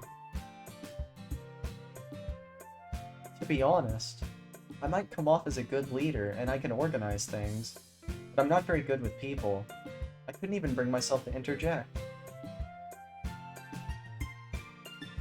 As president, that's kind of embarrassing of me. Nah, it's not like I can blame you. I wasn't able to say anything either. Well, I guess that just means Sayori's amazing in her own ways, isn't she? You could say that. She might be an airhead, but sometimes it's weirdly suspicious that she knows exactly what she's doing. I see. Take good care of her, okay? I would hate to see her get herself hurt. That's two of us. You can count on me. Monica smiles sweetly at me, causing my stomach to knot.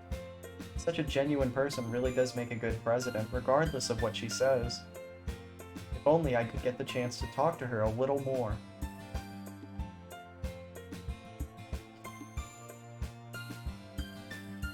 Okay, everyone. It's just about time for us to leave. How did you all feel about sharing poems? It was a lot of fun.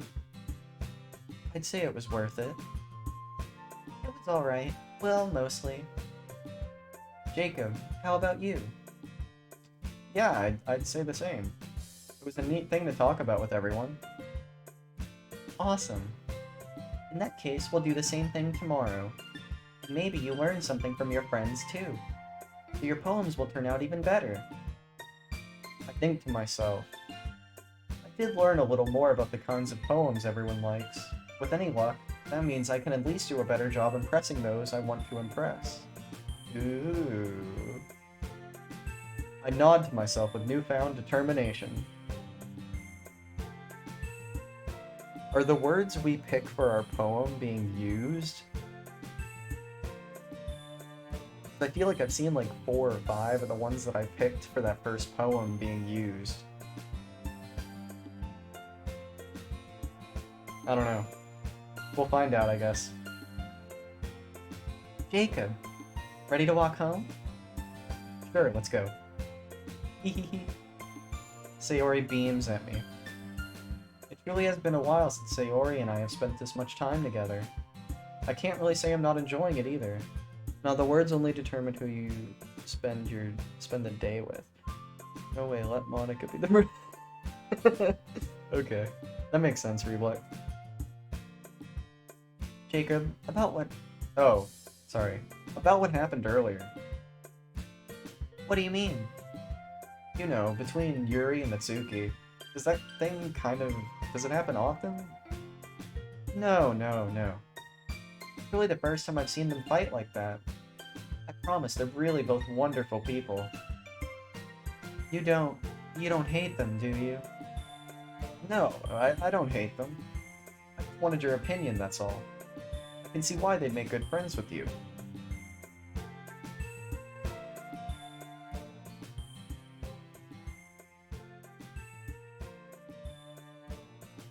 Turn the game volume down just a little bit. You know, Jacob? It's nice that I get to spend time with you in the club, but I think seeing you get along with everyone is what makes me the happiest.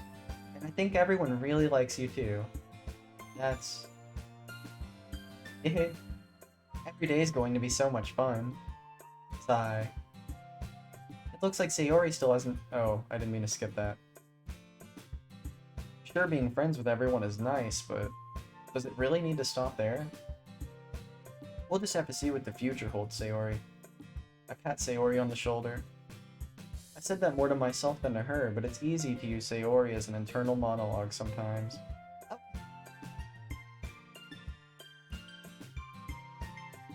Yeah, let's do this.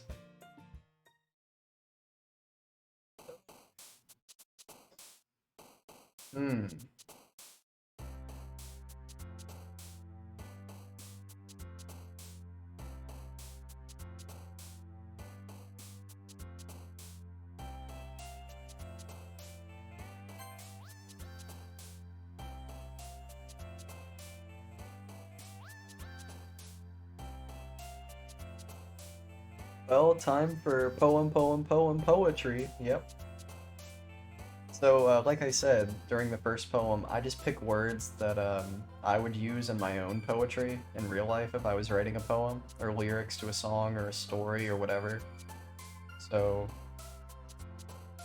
it's mainly like which words jump out at me or I would use myself or have used already a lot, you know what I mean?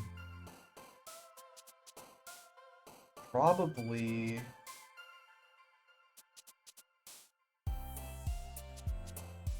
Fair enough, but the game doesn't know that. That's fine. Sensation.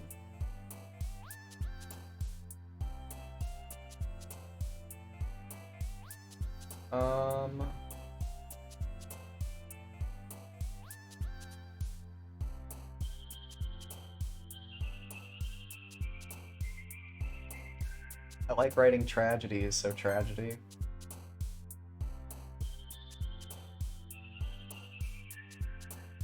Melancholy. Determination. A lot of these are the same words I've seen already from the first poem.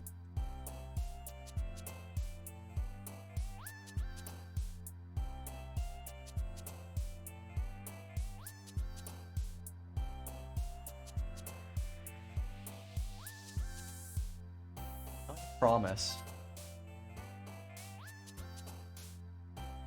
Incongruent? It's not a very poetic word, it's a clunky word. I don't like that one. I like fester.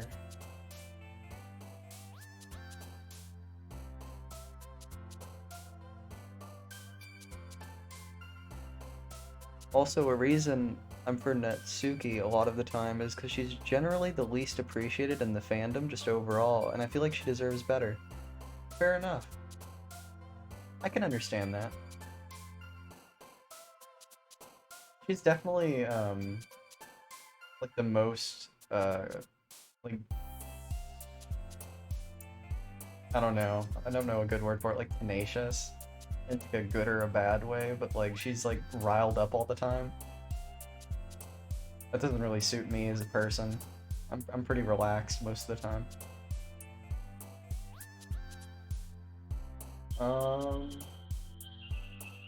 Okay. Secretive. I like misfortune.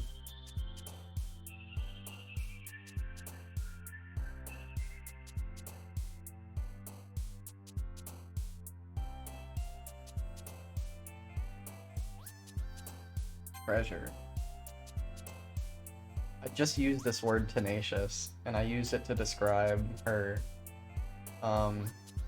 Sayori, so I wonder if she likes that word or she doesn't. Oh, I used it to describe, Natsuki, actually, not Sayori. Okay. I've written an entire film script called Waterfall, so we're gonna say Waterfall. Everyone thinks Yuri's hot, Sayori's herself, and Monica as well. Yeah. Okay.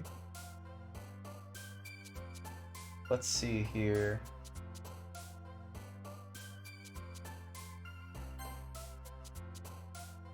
This poem is a lot more evenly spread than my first one.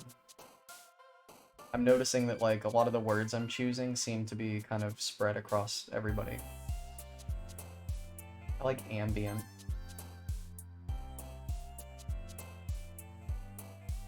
Rose. Unrestrained.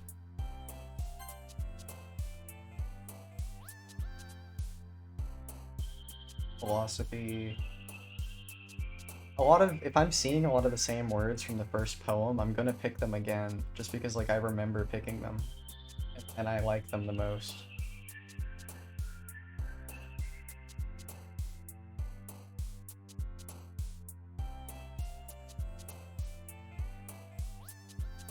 I'm surprised there's, well, I mean, I guess not really, that there's, like, a big fandom for this game. I just didn't know how big this game was. That's kind of cool.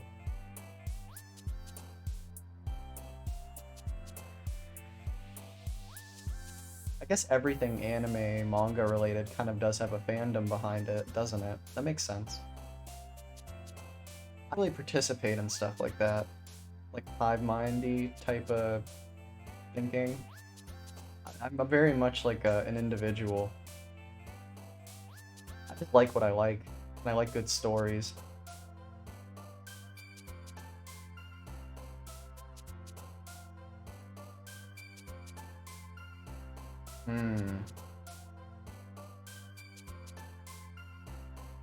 Infinite?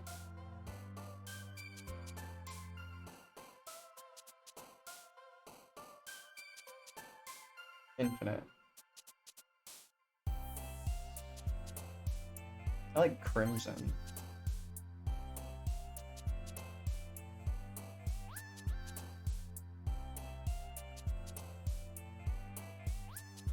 Breathe. Disoriented. Once again, I think Yuri likes us the most, so makes sense. Another day passes and it's time for the club meeting already. I've gotten a little more comfortable here over the past couple of days. Entering the club room, the usual scene greets me. Hi, Jacob. Yo, Sayori. Looks like you're in a good mood today. Hehehehe.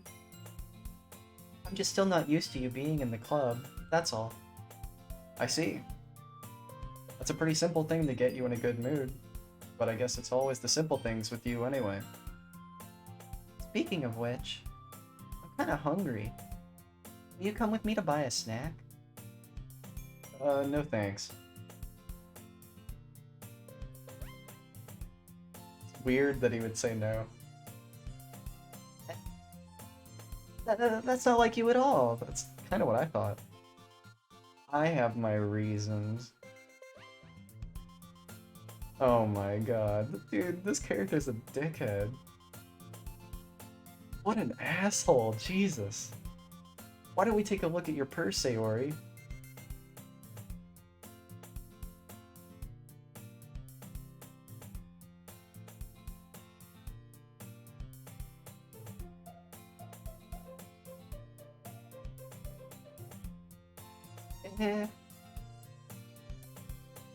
Why that all of a sudden? No reason, really. I just wanted to look at it. Sayori nervously retrieves her coin purse. She fumbles with the latch and gets it open. Then she turns it upside down and lets its contents spill onto the desk.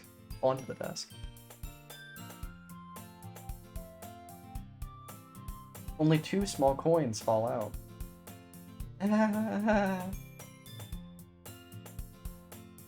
He should be pulled 88 feet through 88 walls 4 times.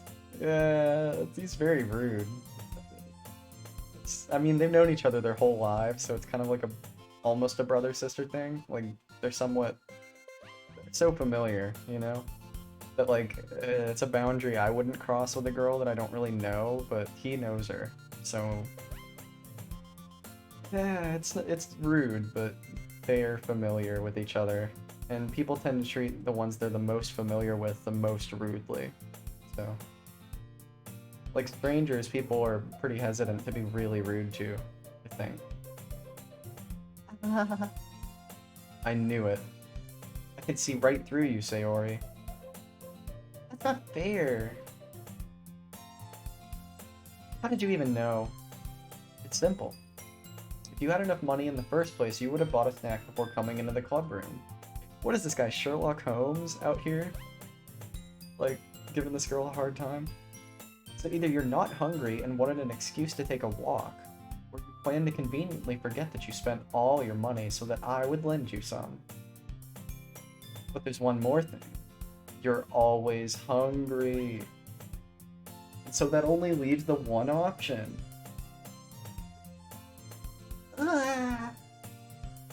I give up. Don't make me feel guilty. If you feel guilty, that means you deserve to feel guilty. Yuri. Yuri suddenly giggles. Huh? I didn't notice she was listening in. Her face is in her book, as always. I wasn't listening or anything. It was just something in my book. Yuri. Tell Jacob to let me borrow some money. Don't get me involved like that, Sayori. Besides, you should only buy what you can responsibly afford. Frankly, after pulling a mischievous little stunt like that, your suffering is fair enough retribution. I didn't mean that. I got too absorbed into my book. Ooh. I really like when you speak your mind, Yuri. It doesn't happen much, but it's a fun side of you. There's no way you could think that.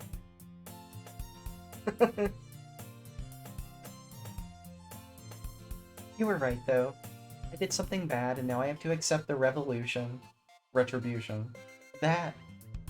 Still coming from you, Sayori. I guess there's a little devil inside of all of us, isn't there? Don't let her fool you. Sayori knows exactly what she's doing. After all, she told you guys she was bringing me to the club before she even told me. But you wouldn't have come if it weren't for the cupcakes. That's why I had to trick Natsuki into making them. Come on, give me more credit than that, Sayori. Yeah! Out of nowhere, something smacks Sayori in the face and tumbles onto the desk. Oh. What was... Eh? Cookie. It kinda annoys me with Yuri. She says something toxic, and before anyone gets to call her out. She's on command, so she stays in the right. That's an interesting analyzation. I mean, everybody has their own ways of interacting with each other, and it seems like the first thing I learned about her in this story is that she's not comfortable with people. And like, she prefers books. And she seems to read weird books, so it makes her kind of weird, you know? It does seem like she's trying her best to relate and be like a little bit more diplomatic here, though, than Natsuki, I would say. Like, in their argument, Natsuki seemed like fire, and she seemed kind of like just saying the wrong thing. Like, sometimes she can turn it into a deliberate thing where she is purposely saying the wrong thing to prove her point, but it doesn't seem like she's really doing that often. It seems like she's more so just not good at choosing her words yet. Like, if she has to think quickly, and it's not about something she's passionate about, she has a hard time coming up with the right thing to say. Sayori, her personality kind of feels like a facade to me a little bit. Like, there's a lot going on that we don't understand. Like, when I was writing the poem and all the really depressing and dark words were relating to her, it makes me think that a lot of her personality is just like what she puts on, you know? And also, she seems highly manipulative. Like, the fact that she tricked me, she tricked them, she tricked Natsuki into making the cupcakes to get me into the room. Like, she went through a lot of effort to trick a bunch of people to get me here. So, she's sweet, but she definitely has, like, a negative aspect to her personality. Everyone does, though, you know? Everyone has personality flaws. Things we can work on to be better. Sayori. Sure enough, it's a giant cookie wrapped in plastic. Sayori glances around. Is this a miracle? It's because I paid my retribution. Actually, that one almost worked. That was pretty funny. Natsuki. I was just gonna give it to you. But then I heard you blab about the cupcakes. It was totally worth seeing your reaction, though. Natsuki. That's so nice of you. I'm so happy. Sayori hugs the cookie. Jeez, just eat it. Sayori rapidly tears open the wrapper and takes a big bite. Oh, so good. Sayori suddenly clasps her hands over her mouth. I bit my tongue. We're going through a lot over just one cookie. Natsuki takes a bite of her own cookie. Oh, yours looks really good too, Natsuki. Can I try it? Please. Beggars can't be choosers. But yours is chocolate. Yeah, why do you think I gave you that one? This is kind of going on a little too long right now, in my opinion, this whole interaction. It's not bad, I mean, I get it, but like, oh my god. Sayori. Fine. Still, I'm really happy that you shared this one with me. Sayori gets out of her seat and goes behind Natsuki, then wraps her arms around her. Aw, geez, I get it. I get it. Cookie still in hand, Natsuki reaches up to nudge Sayori off of her. Sayori suddenly leans down and takes a bite out of Natsuki's cookie. This is pretty anime right now. It's cute, but holy shit. It's kind of a lot. Hey! Did you seriously just do that? Ooh.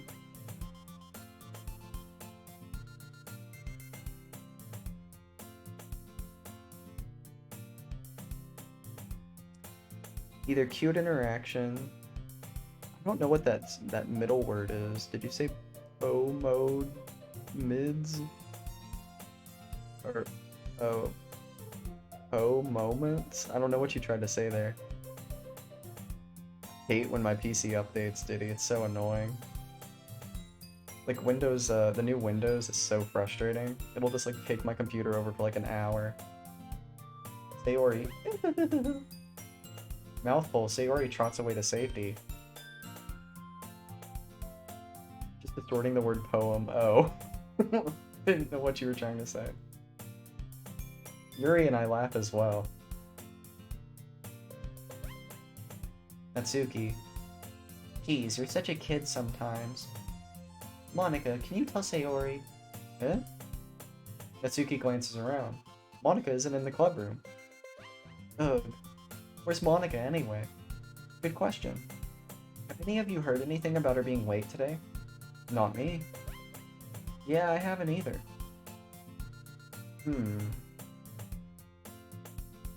That's a bit unusual. I hope she's okay. Of course she's okay. She probably just had something to do today. She's pretty popular after all. You don't think she has a... Yuri. Hahaha, I wouldn't be surprised. She's probably more desirable than all of us combined. Sayori. That's true.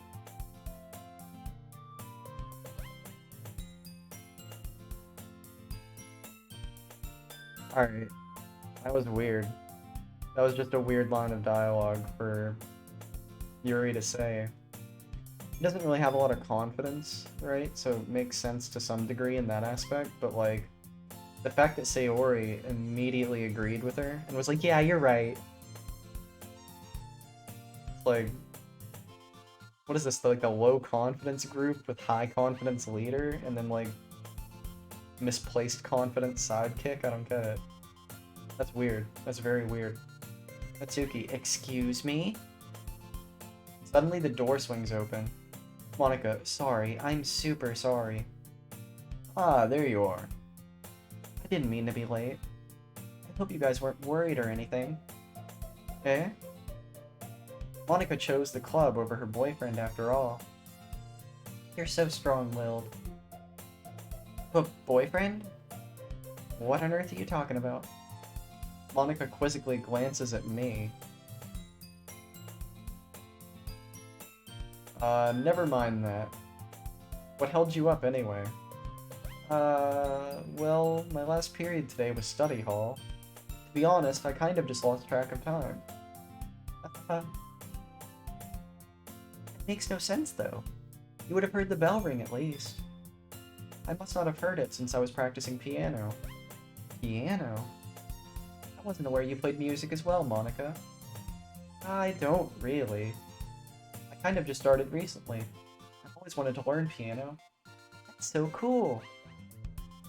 You should play something for us, Monica. That's... Monica looks at me. Maybe once I get a little bit better, I will. Yay! That sounds cool. I'd also look forward to it. Monica, is that so? In that case, I won't let you down, Jacob. Monica smiles sweetly. I didn't mean any pressure or anything like that. Don't worry. I've been practicing a whole lot recently. And I'd really love the chance to share once I'm ready. I see.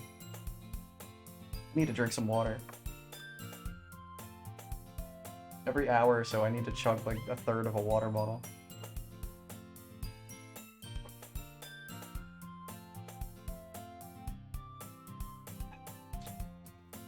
Alright, we're good.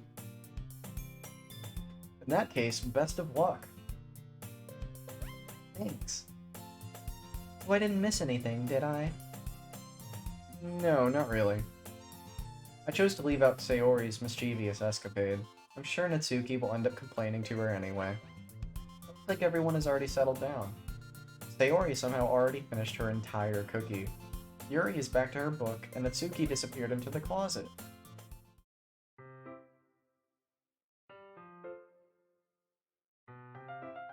Hey, Yuri.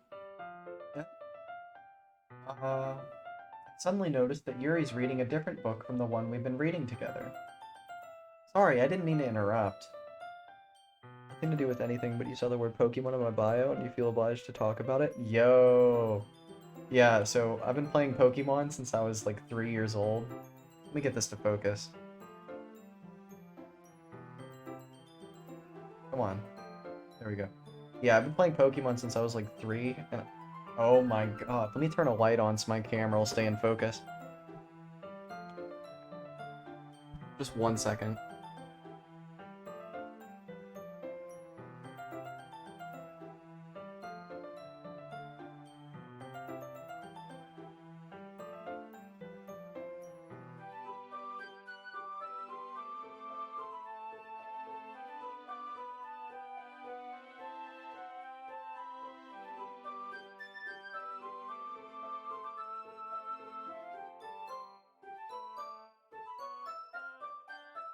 Oh, you've cared about it for barely a year.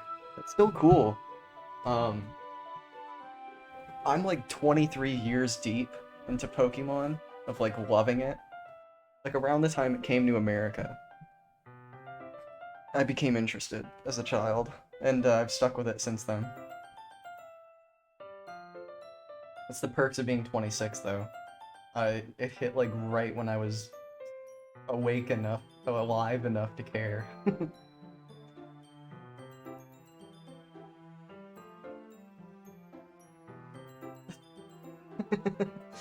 Honestly, just stick with Pokemon. What's my favorite Pokemon? We'll take a little break from this for a second, so I can, like, get my voice back a little. I have, like, 5 favorite, probably. I love Squirtle, right? Who I named the channel after. I love Snorlax. I love Rotom Wash. I love... 1 second. I love Diglett. Diglett's a cutie. Who else?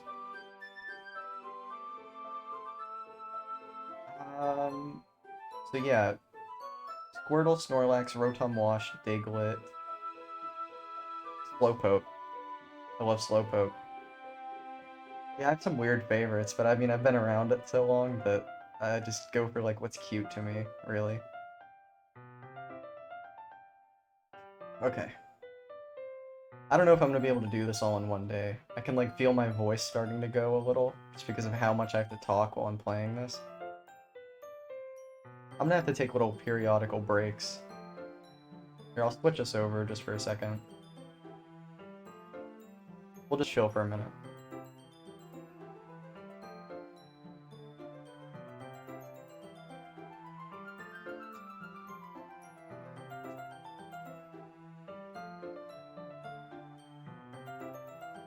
The game's sort of long, is it? I mean, we played like 2 straight hours of it already. I mean, I don't know how much progress I'm making, but it seems like a little bit. Let me turn the stream on in the background on my phone.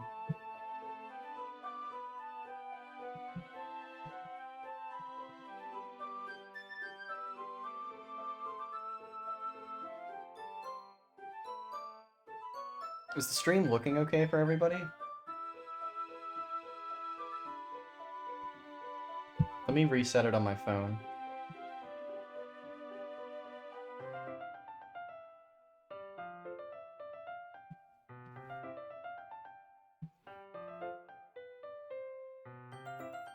About 40% through the first part, and there's 2 parts. Okay, not bad.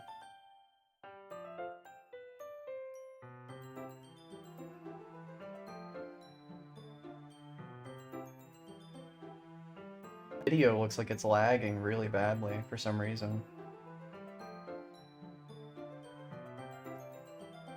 I'm gonna close some programs on my computer.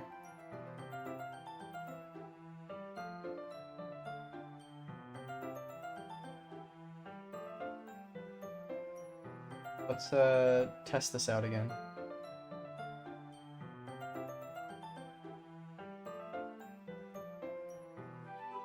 Well, technically 3 parts, but part 3 is very short. Okay, gotcha.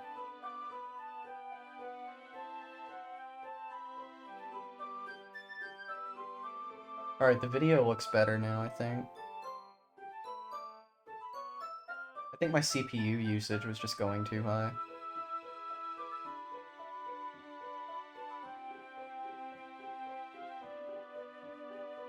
Yeah, it looks a little bit better. I'll just keep it like this. I'll have to figure out what's going on sometime in the future. Okay. Here, let's continue playing.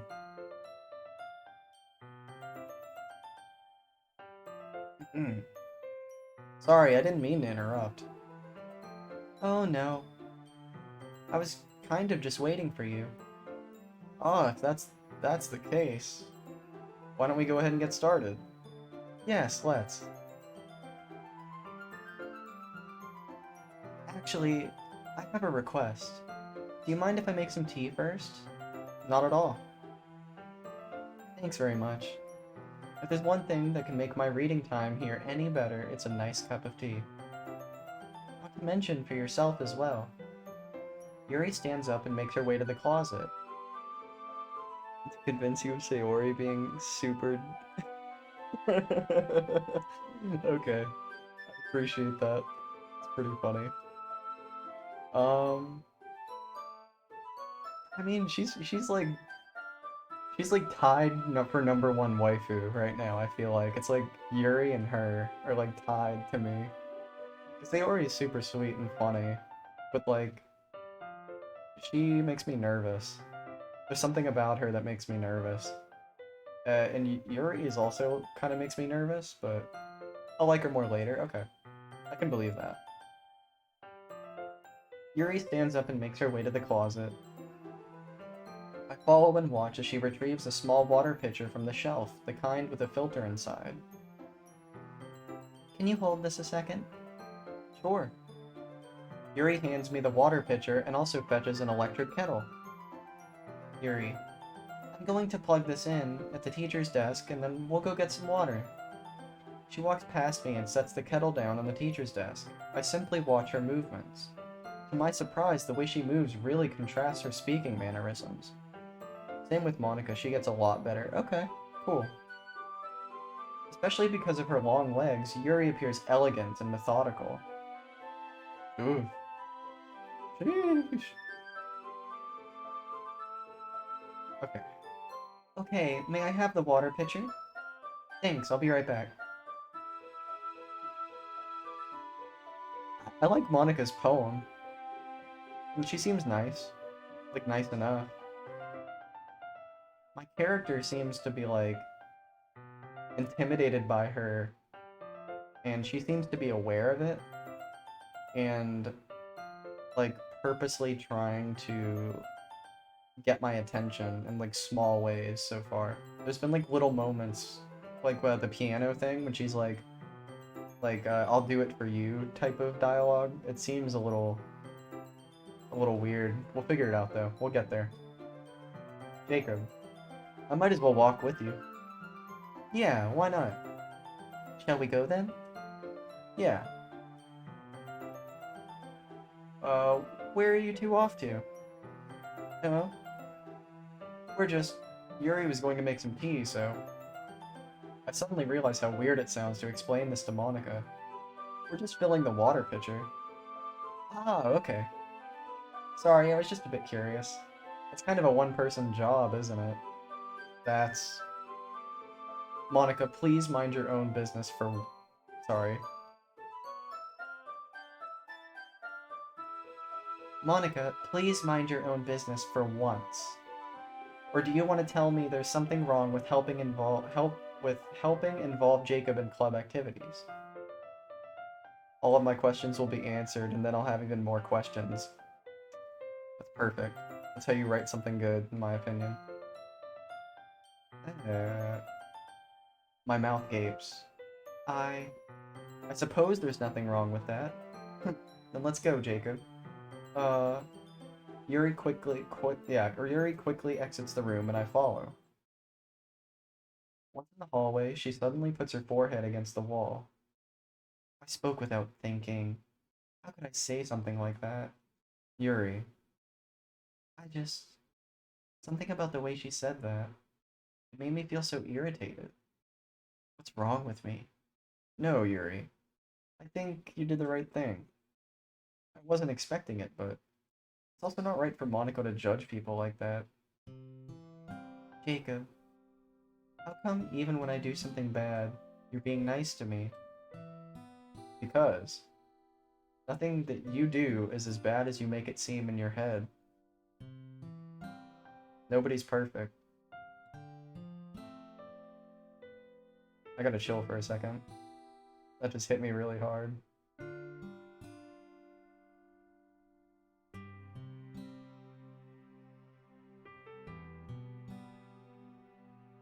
Okay.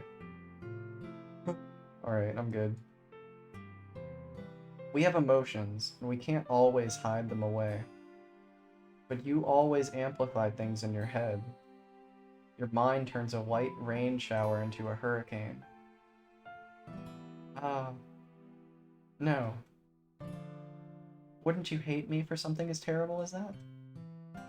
Why would I hate you? You can't hate someone for having emotions. What kind of friend would do that? Friend, you say?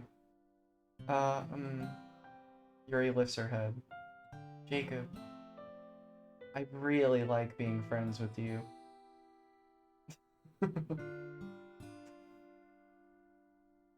Thanks, Yuri. I like being friends with you too. I feel kind of awkward saying something like that, and I'm doing my best to help Yuri feel better. Anyway. Ugh. That's an awkward transition. Yeah. Shall we go? Yeah. Yuri and I walk to the nearest water fountain. Once we fill up the water pitcher, we return to the classroom. Jacob, do you like oolong tea? Yeah. Anything's fine. Very well. Yuri sets the temperature on the kettle to 200 degrees. Now, it's time to get the teapot. You really do this properly, don't you? Of course. I shouldn't do any less when I'm making tea for others. Even if I'm not an expert on tea or anything? In that case, you'll only be even more impressed. Perhaps I will. Yuri fetches the teapot and begins measuring the tea leaves. To my surprise, she even starts humming a little to herself. You must be in a good mood now. Is that so? I was letting it show. And you noticed. I was doing a bit of thinking, and I decided that I would try expressing myself a little bit more. It turns out it's not very hard for me to do. When it's you who's around anyway. Ah, that's great, Yuri. Just don't push yourself too much. You're always worrying about me, Jacob. It's very endearing. Yuri wasn't kidding. I don't even know if I can keep up with this. I watch Yuri pour a cup of tea for each of us. Jacob, I have another request. Do you mind if we sit on the floor today? Why's that? Yuri, it's a little bit easier on my back. I can read with my back against the wall rather than bending over at my desk. Sorry, I didn't realize. No worries. I just have back pain fairly regularly, so I do my best to manage it. Is that so? I wonder why that is. It's most likely because your posture, right?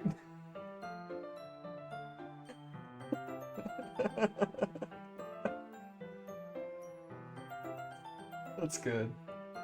Always hunched over like that while reading, and... Yeah. Terrible reading posture. That's why we should sit on the floor. Fair enough. Oh my god, I'm so sorry. That sneeze has been in me for like the entire stream so far. Oh, I feel great now, oh my god. I'll go ahead and get the book. I retrieve the book from my bag. Ah, I have some chocolate as well. It's a bag of small chocolate candies that I kept hidden from Sayori's candy radar. Hey girl, your posture's bad, right? That was really cute. There are parts of the writing in this that I absolutely love. Like, it's really charming, I think. I take it, since it'll go well with the tea. Yuri and I then sit against the wall, teacups at our sides. As if in sync, we assume the same reading posture as last time, each holding one half of the book, except this time our bodies are even closer to each other. I can't see too well. Yuri slides closer until our shoulders are touching. How am I supposed to focus on reading like this? Yuri was always kinda cute, but when she's being less apprehensive, it's almost more than I can handle. Your teacup. Yuri hands me my teacup. Holding it with my hand that's not holding the book, I end up in a position that makes it even harder to focus. Because now I need to worry about making sure I don't accidentally touch her chest.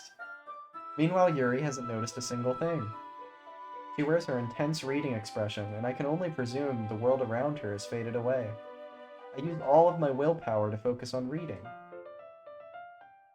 After a few minutes, I finally manage to relax a little. I put the teacup between my legs and fumble with the chocolate wrap. This guy is so rigid in everything he does. It's so funny. He like tries to be really smooth. And he's pretty smooth with words. I'll give him that, this main character, right? But like, he's like paralyzed. Like, oh my god, she's so close to me. What am I gonna do? It's just like, whatever happens, happens. Don't worry so much. You know what I mean? He's like freaking out about everything. Sorry. I briefly let go of the book to finish opening the wrapper. You can have as much as you want. Ah, that's okay. I won't take any. Are you sure?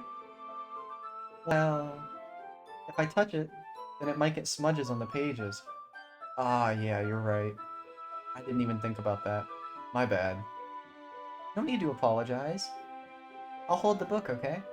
Are you sure? Of course.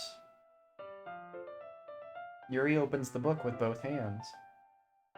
She holds it so that I don't have any harder of a time from reading it. But as a result, her left arm is practically resting on top of my leg. Well, in that case, Yuri is already totally focused on reading again. I take a chocolate candy and pop it into my mouth, then I take another chocolate and I hold it up to Yuri. She doesn't even look away from the book, she simply parts her lips as if the situation was completely natural. But that means I can't stop here. I apprehensively place the chocolate in her mouth. This is pretty adorable. Just like that, Yuri closes her lips over it. Huh? Yuri...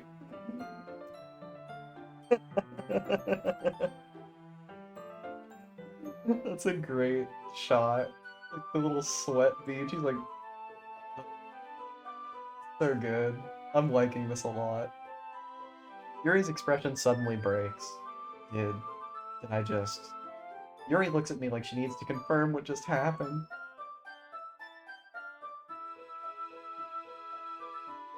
Good chocolate. Jacob? Sorry. Ah, that's... Well... You're just helping. That's something that friends do. Right? I mean... Not really in this kind of context, but... Yeah. That's all it was.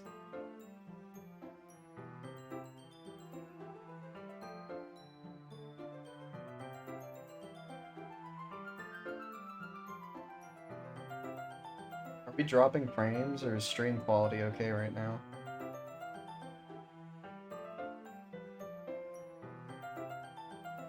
I'm seeing a lot of fluctuation on my end.